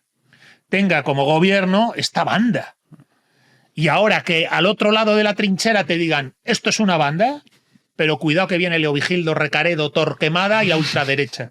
Que aún así sería mucho mejor que esto. Claro, que habría que decir, oye, dale una oportunidad a Leovigildo y Recaredo, tronco. Porque mirad la que nos tenéis liada. Que habéis pactado, que dijisteis, no puedo gobernar con Pablo Iglesias porque tendría insomnio. Gobernó con Pablo Iglesias. Nunca habrá amnistía.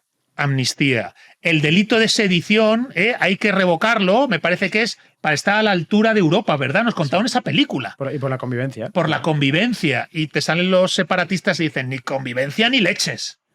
Esto es porque teníamos razón y nos estáis pidiendo perdón. Claro. O sea, tienes que tragar con toda esa basura y encima ahora esto. Entonces yo creo que de verdad hay que apelar a lo que quede de dignidad y orgullo en el electorado español, una dignidad y un orgullo transversal, de izquierdas y de derechas. Orgullo y dignidad transversal, de izquierdas y de derechas, y que diga, iros a la mierda, sanchismo, sanchistas y sanchosfera, que bastante hemos tragado, coño. No, yo es que me queda en pila la alegría. Esta pobre señora solo sale a decir que no sabe nada. Es como que le dé un barniz intelectual y diga, pues yo como Sócrates, yo solo sé que no sé nada. Pero pasó con el parador de Teruel, pasa con esta señora, nadie sabe nada nunca. No sé si os parece llamativo, a ver, evidentemente no os lo parece, ¿no? Pero es una pregunta retórica, que nunca piden perdón por nada. O sea, Santos Cerdán está en la cárcel y está dando vueltas en Soto del Real en el patio, ahora mismo, y sigue diciendo que es inocente. O sea, quiero decir, hombre, pues alguna prueba tienen contra ti. A lo mejor cabe la carambola, ¿no? De que el día de mañana, pues oye, pues la libras, ¿no? Pero que sea una conspiración urdida por su papel. Por su papel fundamental en la formación del gobierno de Progreso. Pero nada, pero si es que luego el señor este de la Diputación, Gallardo, este tipo salió diciendo que cómo iba a ser fraude de ley la ley. O sea, pero perdón, es que está tomando por gilipollas a todo el mundo, bueno, y te da igual. No descartes que él lo sea. Sí, evidentemente, pues como te digo, hay una fisonomía que avisa, ¿no? Eso es. Pero claro, hay que defender esto. Pero claro, que no los vas a ver nunca pidiendo perdón, no los vas a ver nunca reconociendo culpabilidad de nada. Insisto, Santos Cerdán está en la cárcel y su abogado ha organizado un club de lectura y tal. Bueno, algo más tendrá que aportar, ¿no? O sea, nos parece muy bien lo del club de lectura, que lea Fortunata y Jacintas, me parece bien, pero por favor, devolved el dinero. Ya, nunca. Y luego, ya si tal, pedid perdón. Pero es que nunca entregan las armas, reconocen la derrota y dicen, me habéis pillado. Incluso me habéis pillado mienten, o sea, ¿cómo va a organizar este hombre un club de lectura? Pero de verdad, o sea... No me lo imagino yo leyendo Ecología Trágica. Vamos a guardar... Comentándolo con los presos, que dicen que está rodeado de magrebíes. No me lo imagino... Pero es que tampoco me lo imagino leyendo a Don Arturo. Tampoco. ¿Qué podrá leer Santos Cerdán, tío? El Sex Code o algo así, tío. O sea, es que... Lo de club de lectura, en verdad, se me había pasado. Por castigo, tío. Es que seguimos en la cosa del esperpento. Es que dan a decir, guardarnos en la memoria esta historia del club de lectura para que algún día algún periodista le diga a Santos Cerdán, el club de lectura que organizaste, ¿qué leísteis en la cárcel? Oye, ¿te imaginas que eso es el germen de una generación de escritores? El club de lectura de Santos Cerdán, tío. O sea, que él les convocó a los presos, es decir, veníamos a leer la isla del tesoro, y yo qué sé, una historia de piratas. ¿Qué cosa la generación de Soto del Real, tío. Sí, como la edad de plata de la literatura, pues la igual. No, la edad de plata no, la edad de diamante. Madre sí, verdad, yo no me imagino a Santos dirigiendo un club de lectura. Las mordidas sí, yo creo que eso lo ha hecho. Eso sí que me lo imagino. Pero es que de verdad, que el abogado haya dicho eso. Sí. Nos pone en una España que no sé si decir mágica, surrealista, bizarra, pero hay algo ya, dice Santos Cerdán, que es exactamente lo que aparenta ser. No ha sorprendido a nadie. O sea, da el perfil, podría haber hecho un papel relevante en Los Soprano, ¿verdad? Sí. Los Soprano. Resulta que monta un club de lectura nada más llegar. O sea, se reúne con unos presos en el patio y le dice, chavales, ¿os gusta leer? ¿Conocéis Los Hermanos Karamazov? Creo que es un novelón, con mucha profundidad psicológica. La literatura rusa te toca el alma. Nos ponemos con Los Hermanos Karamazov. Venga, tronco, de puta madre. Que debía estar con la pared así, apoyado en la celda durante las 2 primeras noches y sale y dice esto es como cuando los delincuentes comunes, el día que tienen la vista oral, aparecen repeinados y con gafas. Es lo mismo. ¿A quién quieres engañar? ¿A quién quieres engañar? Santos Cerdán, tío. Joder. Yo voy a aprovechar, vamos, en cuanto salga de la cárcel lo invito a la taberna ilustrada. Que nos... Hombre, por supuesto que nos ilustre. Sí, hablar sobre cualquier tema, porque yo creo que a él le interesa la realidad entera en su conjunto. Antonio Escotado, como salió de la cárcel con el manual de las drogas. Yo creo que eso Santos no va a pasar. Quizá nos regala una obra magna. Claro, es verdad, estamos hablando un poco a la ligera. Claro. Venga, a la ligera, yo se lo quiero imaginar a Santos Cerdán sentado con 4 o 5 presos comentando Así habló Zaratustra de Nietzsche, ¿verdad? Sí. Hemos tenido esta semana como lectura el Así habló Zaratustra, la voluntad de poder, el superhombre, el destino, o sea, la filosofía vitalista. ¿Os imagináis? La escena es completamente... Ojalá esté ocurriendo, me atrevería a decir. O sea, si es real, es España mágica ya. Y ojalá hubiese ocurrido... Acordaros que él dijo, yo creo que esto se retransmita por streaming. Cuando luego lo metieron en la cárcel. Sí, otra gran idea. Ojalá se hubiese retransmitido. Pues el tío decía, luego hablamos, le decía la Ojalá prensa, se retransmitiese el club de lectura, por ejemplo. Eso también. Pero no os preocupéis, porque la PSOE tiene nueva portavoz.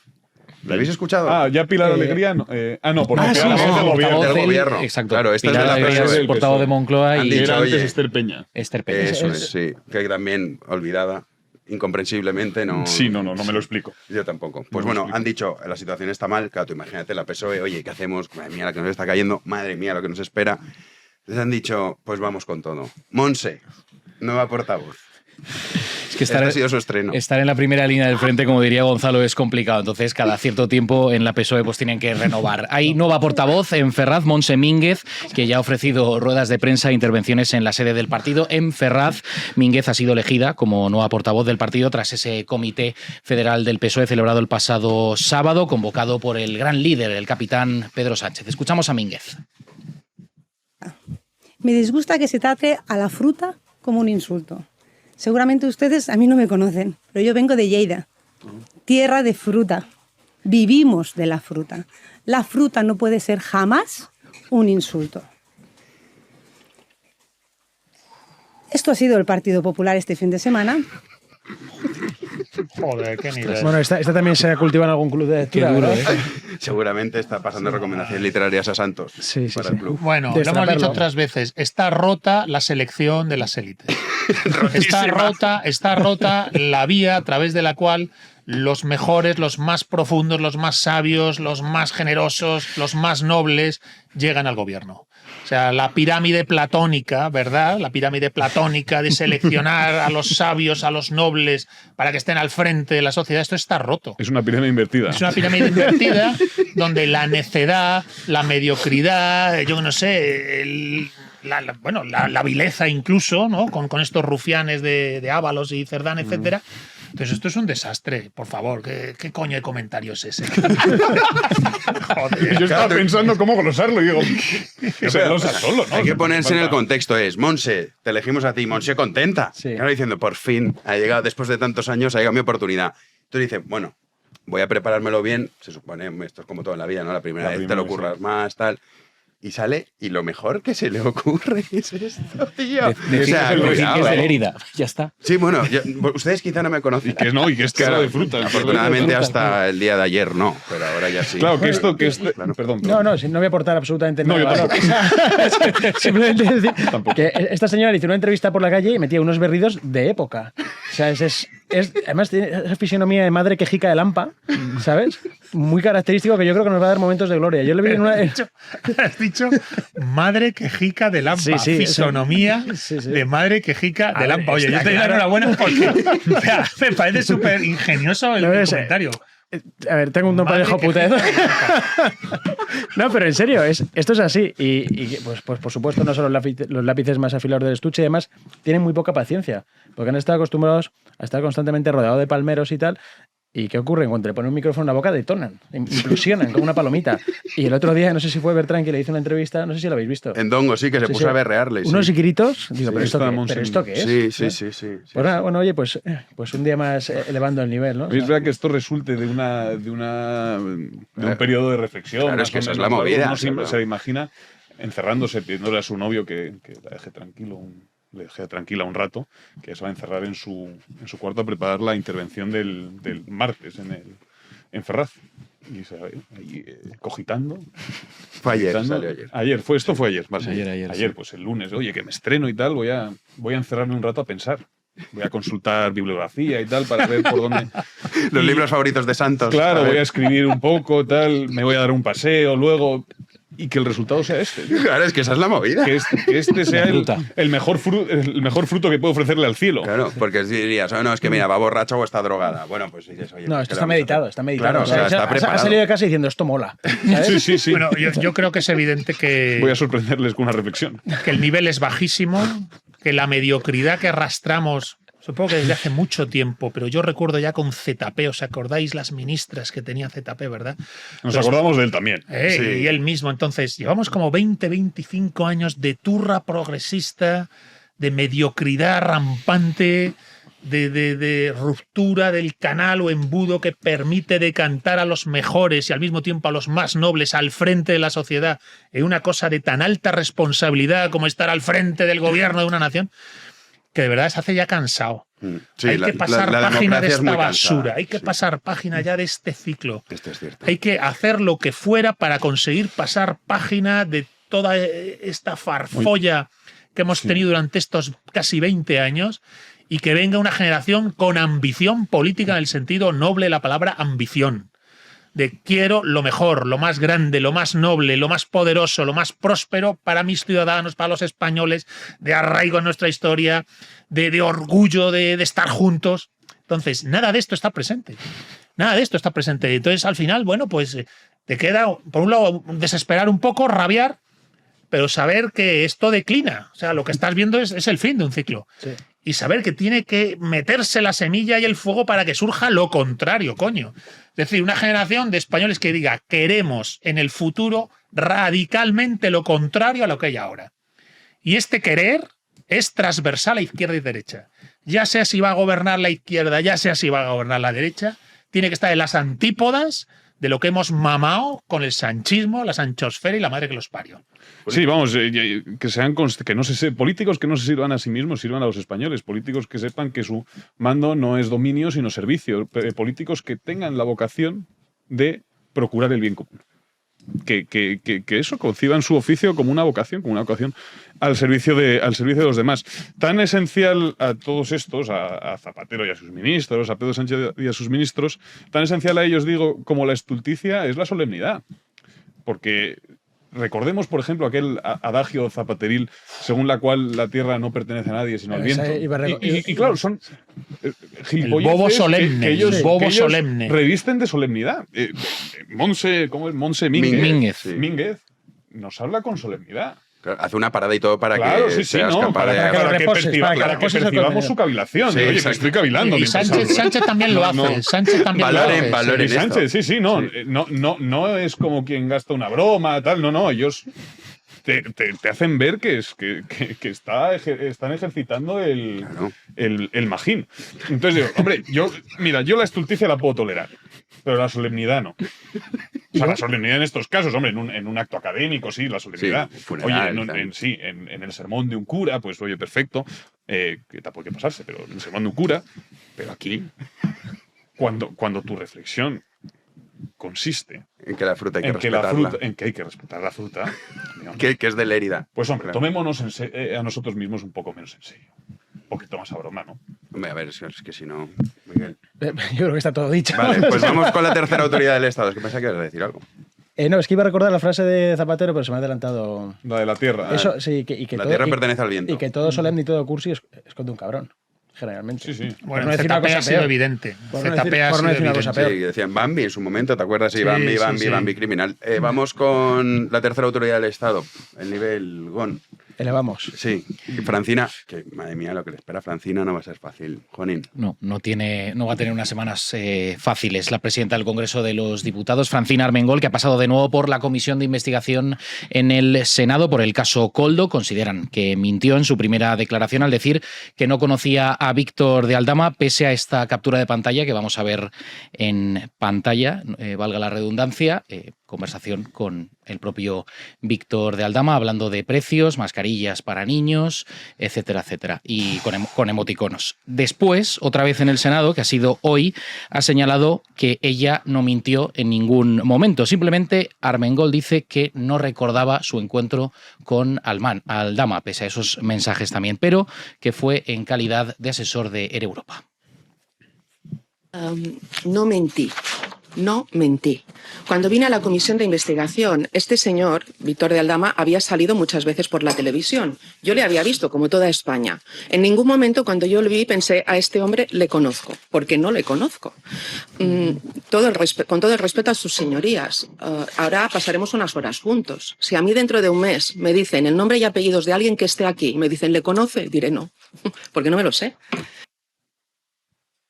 Esto ha sido hoy. Bueno, pues oye, ya está, y las confianzas, claro, yo no envío emoticonos a cualquiera. Por lo general no envío emoticonos, pero claro, hombre, cuando uno envía emoticonos se presupone cierta confianza con aquella persona a la que se los envía, ¿no? Digo yo. Y respecto a lo de los emoticonos, ha dicho que ella es muy cariñosa, entonces sí, hasta para felicitar los cumpleaños, incluidos los de los diputados populares, Miguel Tellado, que lo ha mencionado, dice, también le pongo emoticonos. Claro, pero ella dice que habló con él en calidad de asesor de Europa. Correcto. ¿Y qué cojones tenían que ver las mascarillas con su condición de asesor de Europa? Claro. Es que yo sí que he estado con un dibujo breve. No, pregunto, perdón por el taco, pero claro, es que nos toman ya por subnormales. Bueno, con cierta razón. Claro, pero... no, efectivamente, porque hay gente dispuesta a engullir el alpiste. Claro, es que imagínate que sale después de eso y de saber, una persona dice, yo la veía por la tele, como nosotros, que veíamos al Dama por la tele y en ningún momento dije yo le conozco. A un tío que le has dicho, oye, mascarillas infantiles. Y luego faltaría más y el besito como diciendo, ya sé que estás muy ocupado, Víctor. En fin. Vamos a dar por buena incluso esta teoría. Vamos a dar por buena que no se acuerda, ¿vale? O sea, yo qué sé, a mí me pasa a veces, estoy con gente y luego pues pasan meses y no me acuerdo. Ahora bien, volvemos a lo de antes. No vais a ver jamás salir de esas bocas un perdón, estaba equivocado. A todas luces estaba equivocada.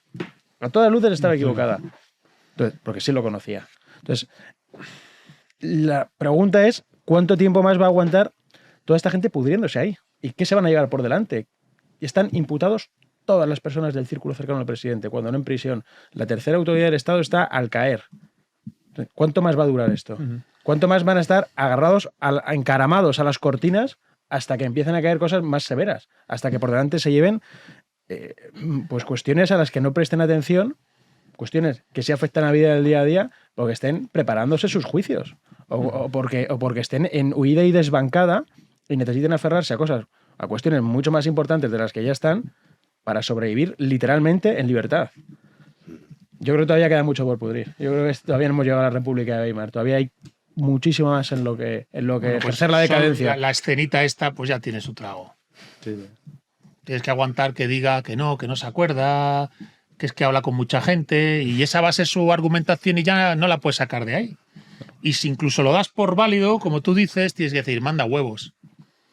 Porque no recuerdas y resulta que mira con quién era y la circunstancia que hay detrás. En fin, no sé. Y entonces ya la conversación es sospechosa. Recuerden o no al Dama. Claro. La conversación que mantuvo con este individuo al que no recuerda es sospechosa, claro, cuestionable y presuntamente delictiva. Sí, según ella, esto no lo mandó ella.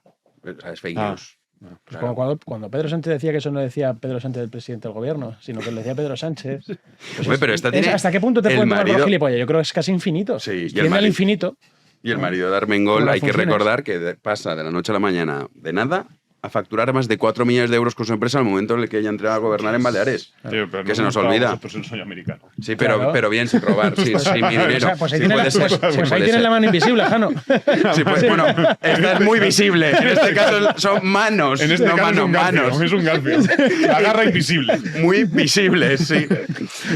En fin, vamos a ir con el tema inmigración, porque se ha generado una polémica.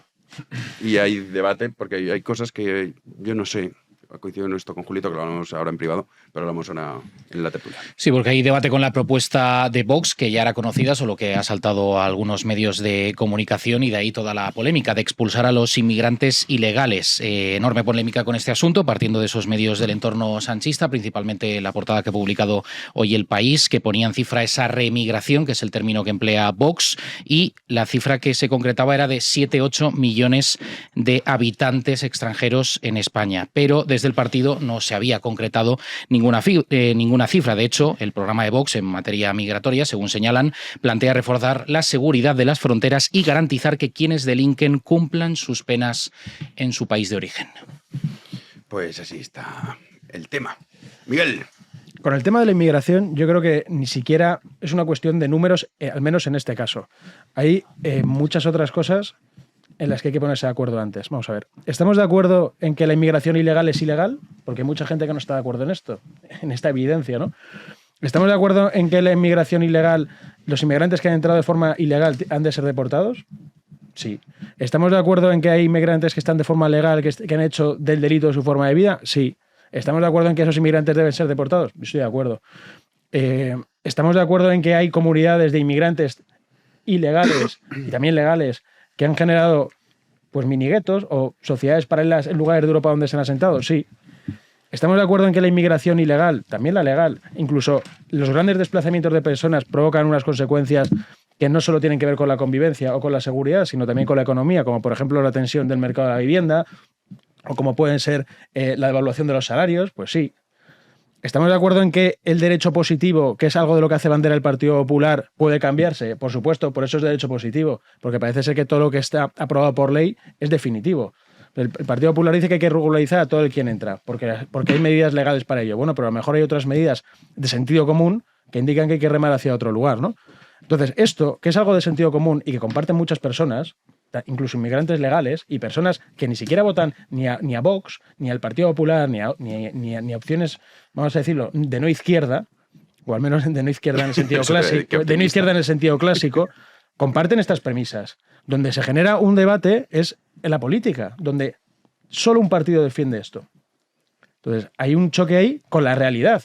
Antes de ponerse a hablar de números hay que hablar de realidades. Y es que ahora mismo se está discutiendo si la inmigración ilegal es ilegal. Que es hasta una batalla semántica. Entonces yo creo que es un momento para sentarse y decir que hay unos mínimos, antes de hablar de números, que podemos hablar de números todos los que se quieran. Y podemos hablar de muchos otros factores. Pero para decir a la gente que, oye, os están tomando por imbéciles. Porque esto, que es lo que vosotros pensáis, y esto es lo que vosotros sufrís con los centros que os ponen, o con la forma en la que se modifican también las fisionomías de los barrios. Tu barrio ya no es en el que naciste, tu barrio es otro, ¿no? Pues esto es algo que genera mucha fricción, pero solo entre aquellos que viven lejos de las consecuencias de lo que promueven, aquellos que viven lejos de estas zonas inseguras, de los guetos, o de la realidad de la inmigración ilegal. Porque esta gente, estos periodistas, estos políticos, no viven en el Hierro, no viven al lado de los centros de menas, y quien sí vive fue, por ejemplo, el alcalde de Fuenlabrada, del Partido Socialista, que ya pidió que se cerraran. Siguiendo esa máxima ley de la política, todo el mundo es de derechas de las cosas que conoce de cerca. Bueno, no tiene por qué ser de derechas o de izquierdas, es que esto es de sentido común. Es transversal. Claro. La cuestión de la inmigración es transversal. Totalmente de acuerdo con todo lo que has dicho. De hecho, Vox lo que está haciendo es no tanto un planteamiento de derechas respecto de la inmigración, sino que lo que está diciendo es un modelo inmigracionista alternativo al que hay ahora. Porque el que hay ahora es un modelo radical, delirante e irracional, que se basa en las fronteras abiertas y en la regulación masiva. La idea de frontera abierta y regulación masiva es una idea propia de Podemos, ¿verdad? Sí. Del podemismo, que el sanchismo compra. Bien, eso es irracional y disparatado. ¿Cómo que fronteras abiertas? ¿Cómo que regulaciones masivas? Y cuando la realidad golpee los barrios, cuando la realidad golpee la sociedad, ¿qué va a pasar? ¿Estamos en un buenismo que nos impide ver las cosas como son? Entonces, yo incluso de lo que has dicho, que te doy la razón en todo, lo llevo un paso más allá.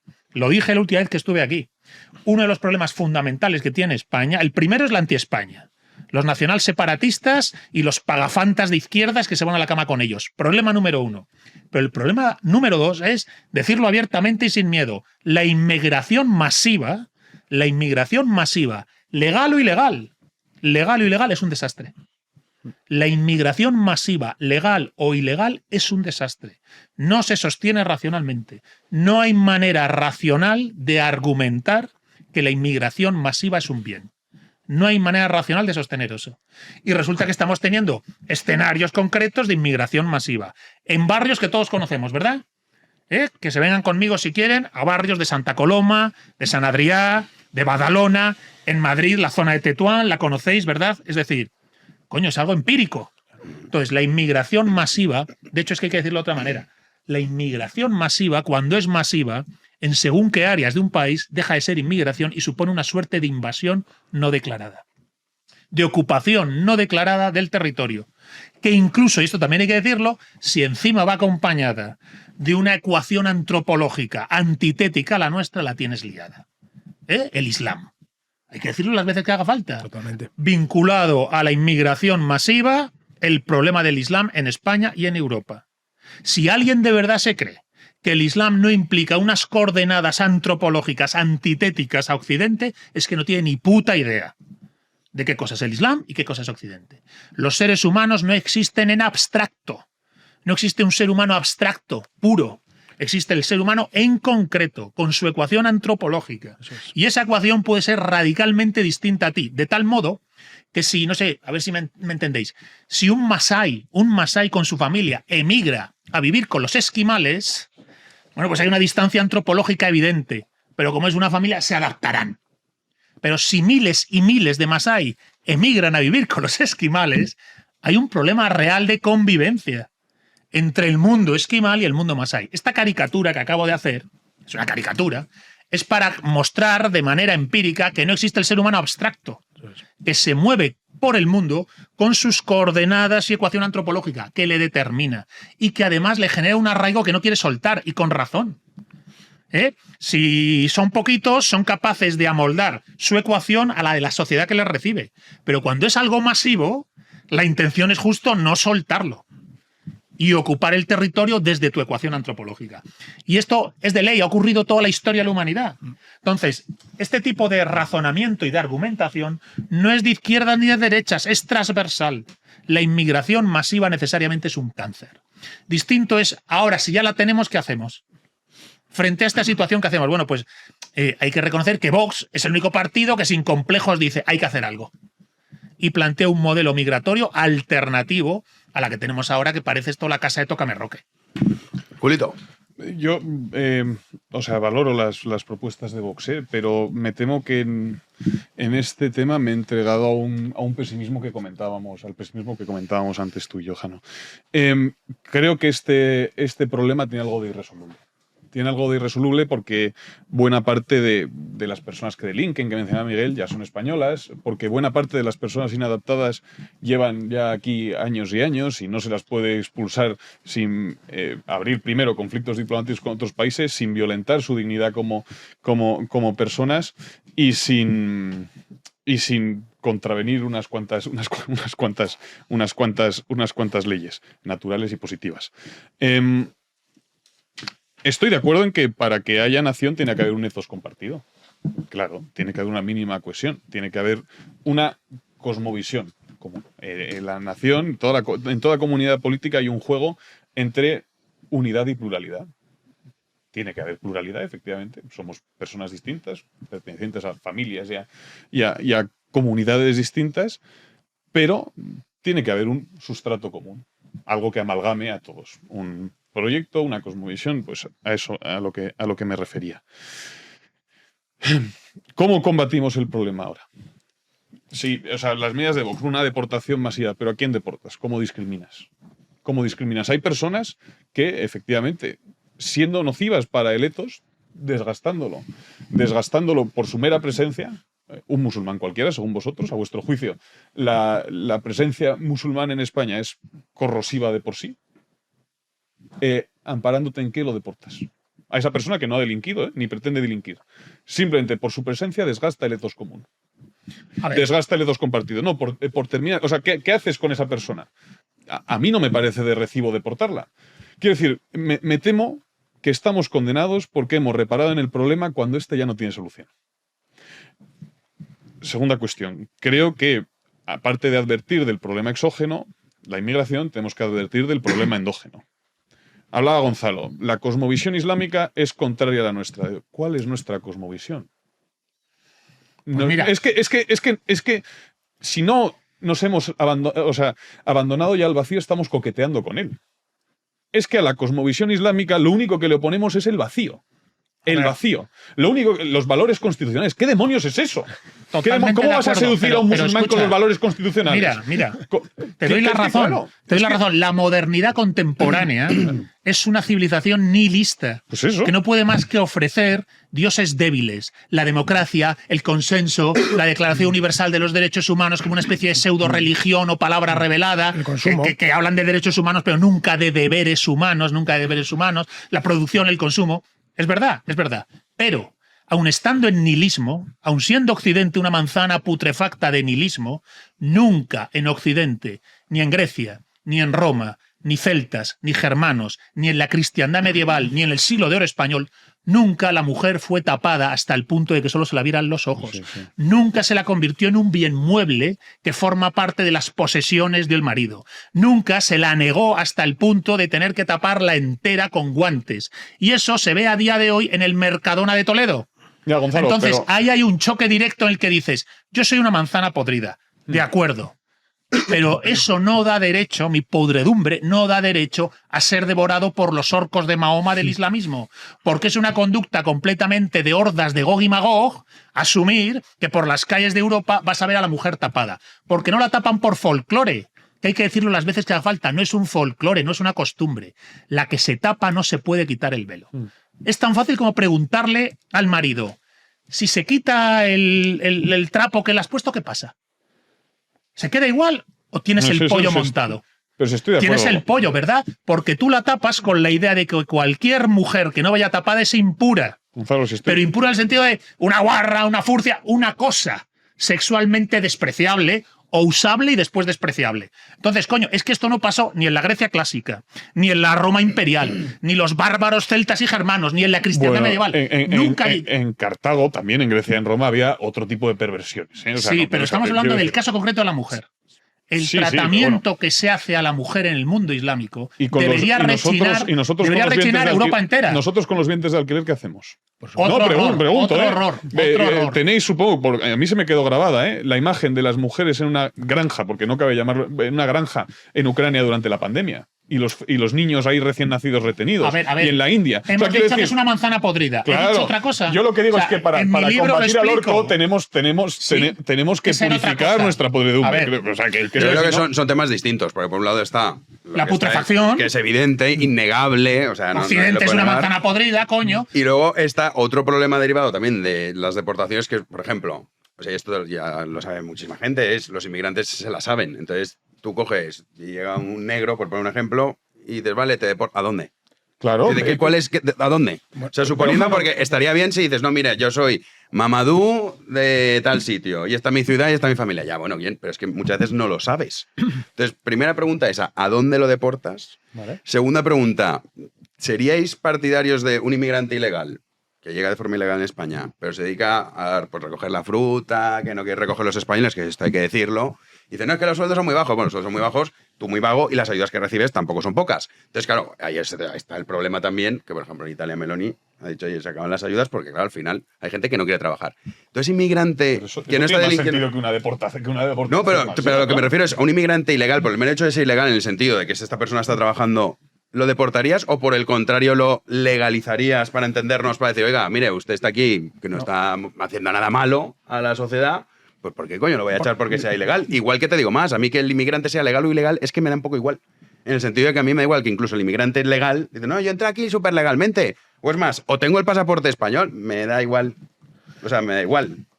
Bueno, estas son las dos preguntas complejas. Yo no lo regularizaría, evidentemente, porque primero estás mandando un mensaje y estás mandando que la ilegalidad se premia con la legalidad. Es decir, que si tú entras aquí saltándote la cola vas a ser premiado. Y sobre todo en una cuestión de hiperpoblación en la que estamos. O sea, estamos en España en los últimos, no sé, 10 años. Han entrado 3 millones de personas, 2-3 millones de personas. No es ninguna broma, ¿eh? La población entera de comunidades autónomas. Castilla y León tiene 2,5 millones de habitantes. Entonces, cuidado, porque no es solo una cuestión ni legal ni demográfica, es una cuestión de tensionar absolutamente todo. Y como lo decía antes, desde la vivienda hasta la devaluación de los salarios. Y luego, si deportarías o no a las personas que llegan, yo creo que antes de llegar a la deportación, que por supuesto lo haría, antes de llegar a la deportación hay todo un escalafón de pasos que se han saltado. Es decir, desde la connivencia con las mafias, desde la geolocalización de las pateras, porque tú te pones a volar ahora mismo un dron en Madrid Centro y a los 3 minutos tienes a la Guardia Civil, pero a 1 metro de ti, ¿eh? Entonces, me cuesta creer que no se tengan monitorizadas las mafias, o al menos a los puntos calientes de donde salen los barcos cochameados. Hace poco salió, cochameados con las autoridades, quiero decir, hace poco salió un traficante de personas, porque es lo que son, jactándose del dinero que ganaba haciendo esto. Entonces, en España han entrado 54.000 personas solo así este año. Entonces, si te pones a contar, claro, es que la Isla del Hierro ya no es el Hierro. Si en la Isla del Hierro no sé si hay 6.000 personas o 12.000 personas y multiplicas un 100% su población con este tipo de personas, con medidas laxas y con ¿Qué esperas que ocurra? ¿Que salga bien? Claro, y con regularizaciones masivas, claro que no sale bien. La lógica te dice, no, va a salir bien seguro. Claro, van a convivir de putísima madre. El punto previo, que estoy de acuerdo, y es verdad. O sea, hay ONGs que hacen, cuando muchas veces dicen rescatan, dicen, bueno, rescatarlos sería la costa más cercana, no sería transportarlos, que es lo que estás haciendo. O sea, eso es evidente que ocurre. Entonces, ahí, digamos, tendrías que poner, pues, entre otras cosas, esas ONGs que viven de eso. A ver, cuando tú dices... Mi pregunta es que no habéis respondido. Mi pregunta es, ¿qué haces con el musulmán que vive aquí desde hace 20 años? Y que no delinque. Pues no se le va a echar. A ver, claro, esto no es ponerse en plan inhumano a decirle Gonzalo, a un señor que lleva aquí 20 años y que no ha hecho nada, vete a tomar por culo. No. Aquí la cuestión es que yo no puedo decirte, ni ninguno que está en esta mesa, cuál es la hoja de ruta perfecta que además no existe para resolver el problema. Pero hay que poner a darle al coco para hacer lo más posible para, si no resolver el problema, reducir al mínimo su efecto nocivo en la convivencia, la economía y la demografía. O sea, hay que ponerse ya con eso, asumir que esto a lo mejor parece irresoluble, bien, pero hay que hacer algo. Así que yo no lo sé, yo no soy político, no te lo voy a saber decir, pero digo, hay que ponerse ya. Y hay que ponerse ya porque la premisa de la que partimos es que esto es un mal. Es un mal que no, es que nos damos cuenta ahora, bueno, de hace años, ¿eh? Sí. De hace años ya venimos hablando de esto. Muchos años. Se ha dicho desde siempre. Siempre, cualquier persona racional ha dicho, cuidado con esto. Como que 5 millones de musulmanes en París o no sé dónde, pero ¿qué creéis? ¿Que eso va a salir bien? Mira Marsella. Claro, ¿que creéis que eso va a salir bien? Entonces, la inmigración masiva es un mal. Ese es el punto de partida. Y a partir de ahí decir, con la que tenemos, ¿qué se puede hacer? Mira, yo no lo sé, decir, no me pidas a mí que te lo resuelva, yo qué sé, pobre de mí, ¿vale?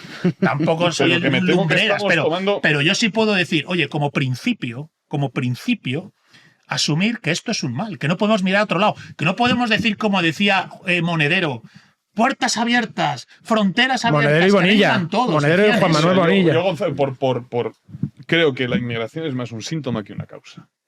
Es un síntoma de un mal que nos aflige y que es endógeno.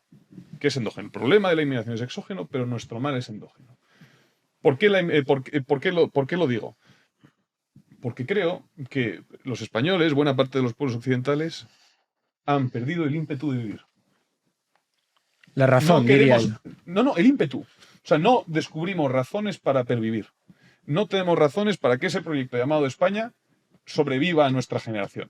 No encontramos razones para que ese proyecto llamado Francia, para que esa realidad histórica llamada Francia, llamada Italia, y yo lo vinculo el problema de la inmigración, la cuestión migratoria, con la cuestión de la natalidad, porque es que creo que son síntomas de un mismo mal. Creo que esto también se percibe en la cuestión de la natalidad. ¿Por qué tenemos pocos hijos?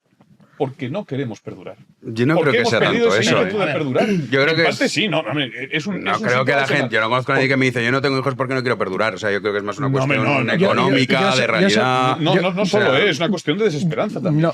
No encontramos razones para traer un hijo a este mundo. Es que yo creo que hay varias cosas. Primero, o sea, tú ves cómo ha ido aumentando la población en África. Y en África la población ha aumentado y va a seguir aumentando de forma considerable. Y la natalidad aquí del inmigrante promedio es el doble que la del inmigrante. Por ejemplo, las ayudas directas a natalidad. Cuando dicen 1.000 euros, esto es una imbecilidad. O sea, esto lo de los 1.000 euros te los va a coger, pues lo que dice Miguel, el inmigrante, porque el español medio no va a considerar que por 1.000 euros entonces tengo un hijo. No resuelve nada, es más, agravas el problema. Dices, vale, la natalidad está claro que es un problema. Es verdad que son culturas diferentes, también lo que nosotros consideramos estar bien no es lo que ellos consideran, ellos son capaces de vivir, con que vayas a cualquier país de estos lo ves, dices, coño, sus condiciones de vida pues son diferentes a las nuestras. Entonces, todo eso está claro. Pero el hecho evidente de que sí o sí vas a tener inmigración, porque la vas a tener sí o sí, o sea, es que también es una cosa lógica, es decir, yo quiero irme a un país mejor, y muchas veces se dice, no, es que son los que se mueren de hambre, es mentira. No son los que se mueren de hambre los que vienen a Occidente, al revés, todo lo contrario. Los que se mueren de hambre no pueden venir. Efectivamente. Entonces dices, es evidente que es un problema que además puedes poner, yo coincido con Gon, la solución es sencilla, pero sí que tiene remedio. A mí lo único que me parece que es imposible, porque tú puedes, fronteras mucho más duras, control mucho más severo, organizaciones de estas que dicen, no, yo me dedico a rescatar inmigrantes, mentira, te dedicas a transportarlos, prohibidas, aquí usted no pasa, y si pasa, la cárcel. Entonces el problema está que cuando ya tienen los inmigrantes aquí, no sabes de dónde son. Uno, ¿a dónde los deportas? Dos, si ya tiene nacionalidad española, como ocurre en Francia, Lo Y único aquí que te ocurre queda. también, y aquí Alejandro, también, sí, pero todavía no estamos. Es que la Francia es estamos un en- desfase. Y bueno, y el Reino Unido también hay zonas que son para flipar, y los países nórdicos también. Dices, ahí es donde. ¿Qué haces? Porque no los vas a tirar al mar. No vas a ser. Decía, vale, al mar. No. ¿Qué haces? ¿Una cárcel gigantesca y los vas metiendo ahí? Pues, ¿qué solución pondríais a esto en concreto? Es que lo que he dicho, que yo no sé cuál puede ser la solución a corto plazo. Lo que está claro es que la tenemos liada. Sí, eso es evidente. Sí. Tantos años asumiendo la matraca inmigracionista nos ha metido ahora en este aparente callejón sin salida. Pero partimos de la premisa de que la inmigración masiva, y subrayo ese masiva, legal o ilegal, es un desastre que conduce a la autodestrucción. Y también reconozco que Occidente está putrefacto y sin ímpetu de vivir. Es una civilización nihilista.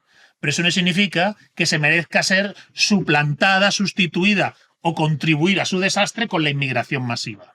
Entonces, asumidas esas dos premisas, lo que habría que hacer es, en la medida de lo posible y hasta donde podamos, replantear el modelo inmigratorio. Eso sin que es lo duda. que ha hecho en parte Vox. Ha dicho, oye, yo le doy aquí una vuelta a esto. Habrá que replantearse esta cuestión, porque el problema le tienes enfrente y miras hacia otro lado. Coño, eso no se puede hacer. Miguel. Muy rápido. Vamos a ver. Primero es asumir el problema. O sea, hay un 99,9% periodo de políticos que consideran que no es un problema, que al contrario, que es enriquecedor. O sea, partir de la premisa equivocada ya es una buena base para para no solucionar el problema. Y luego lo que decía Julio es totalmente cierto. No hay un afán de persistencia de España porque no hay un afán de trascendencia ni de comunidad. Y cada vez es más disoluto.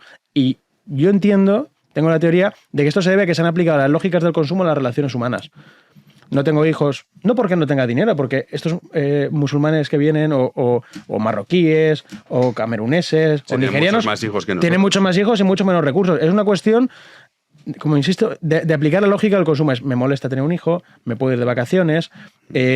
Una cuestión de egoísmo que incluso se ve mucho en los países, estos que llaman los países avanzados de Europa, en los que se cepillan a los mayores. Porque la lógica del consumo se aplica también a esas relaciones en sentido de que no les parece rentable cuidar de su padre, por ejemplo, ¿no? No es algo que no es rentable y que me quita parte de mi libertad individual. Porque esto que es, pues, que coñazo el abuelo en la residencia, me limita. Y como todo lo que me limita y todo lo que anula mi voluntad y mi autopoder y mi autorreconocimiento es malo, por definición, pues se buscan excusas y se buscan atajos. Con los hijos es un ejemplo, con la eutanasia hacia las personas mayores es un ejemplo, y como esos, muchísimos otros. Entonces, el problema es, primero, por supuesto es político, pero también es de identidad. Y político, pues yo creo que tiene una base y es empezar a decirse la verdad, empezar a decir, señores, no es enriquecedor, esto es un problema serio la sustitución poblacional, es un problema serio lo que tenemos.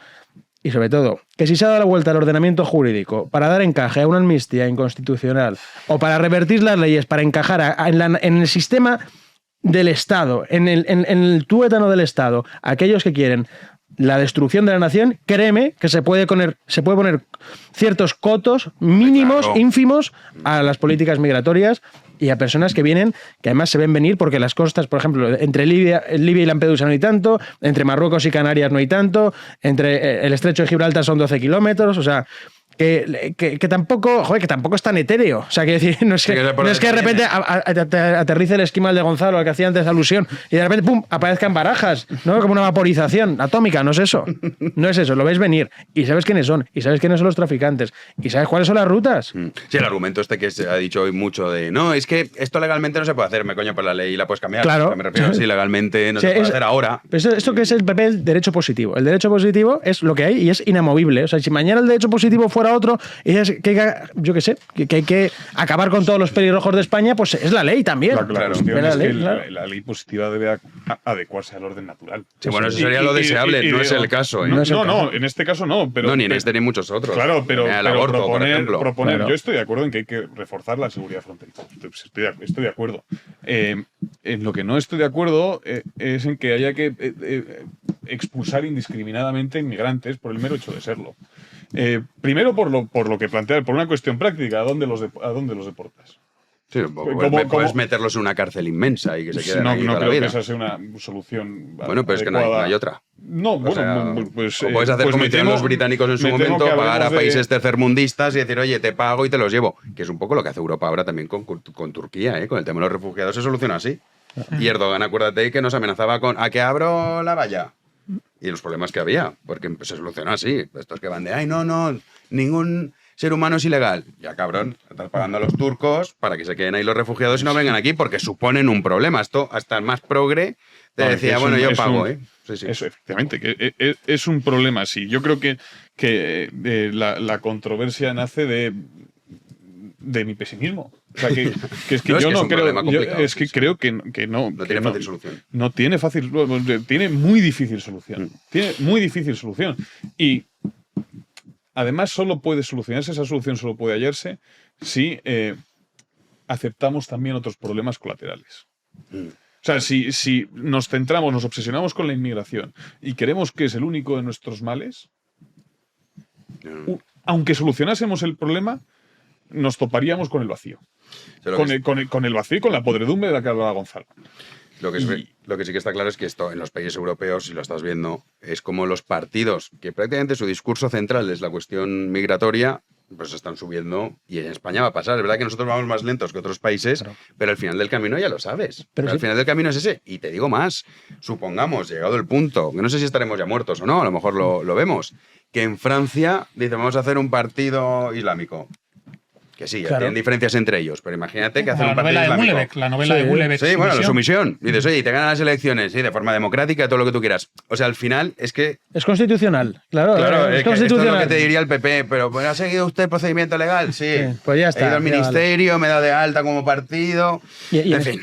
Y muy rápido, y en España no se ha dado todavía porque no ha habido un gran precedente migratorio como se ve en otros países. En Francia tienes la descolonización de Argelia en el año 62. Sí. En Suecia tienes el proyecto multicultural del año 75. En Alemania tienen la crisis de refugiados del año 2015. O sea, cada uno tiene su hito que hace detonar. España es una cocción a corto plazo, o sea, a medio plazo, pues con antecedentes, pues muy a gota, pero sí, que llega un momento pues que también acaba detonando.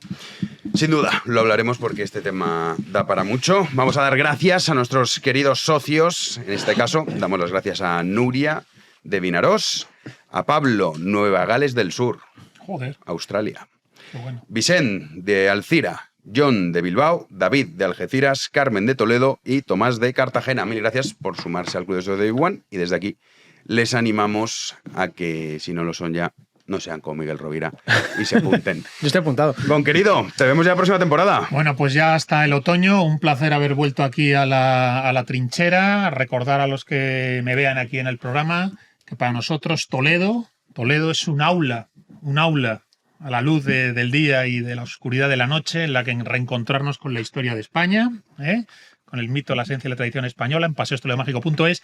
Y a quien le interese también la historia de España, decirle que estamos a punto de empezar un nuevo proyecto con Círculo Recaredo, de historia de España para españoles del siglo XXI. Os iremos avisando. Y como me despido ya hasta septiembre, dejarme que lo diga, como lo dije alguna vez, ayer, hoy, mañana y siempre, a tu vera. Siempre la verita tuya hasta el día en que me muera. ¡Viva España, cojones!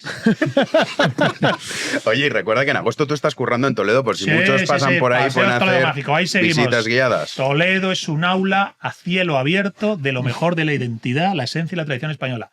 Buscadnos, o en mi propio nombre, Gonzalo Rodríguez García, y ahí os informo de cómo encontrar nuestras raíces en la capital espiritual de España.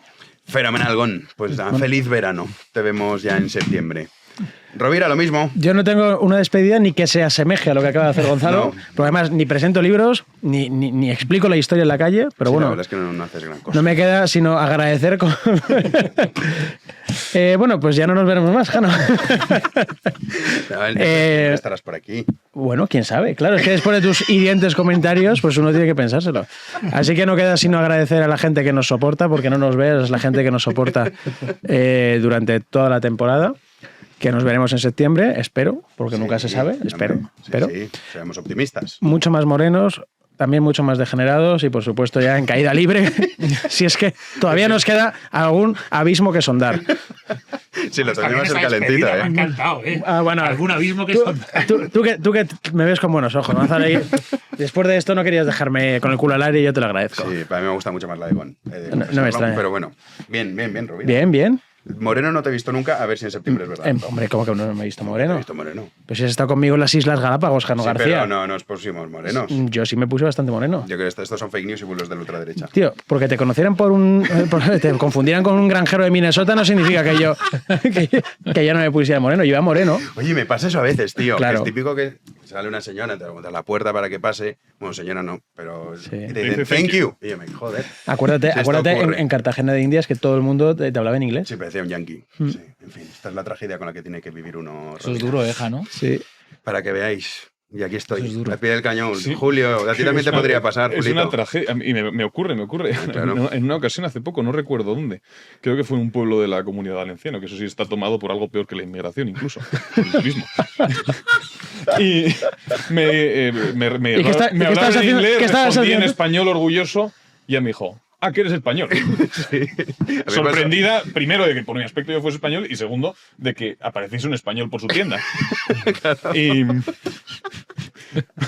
mí me pasó en el aeropuerto, mira, la última vez en el aeropuerto a Suiza este pasado fin de semana, el que te hace el control hablándome, tenía más sentido, ¿no? Que ahí podría confundirse, pero en inglés. Es una verdadera ¿es usted desgracia. español? Y yo, sí.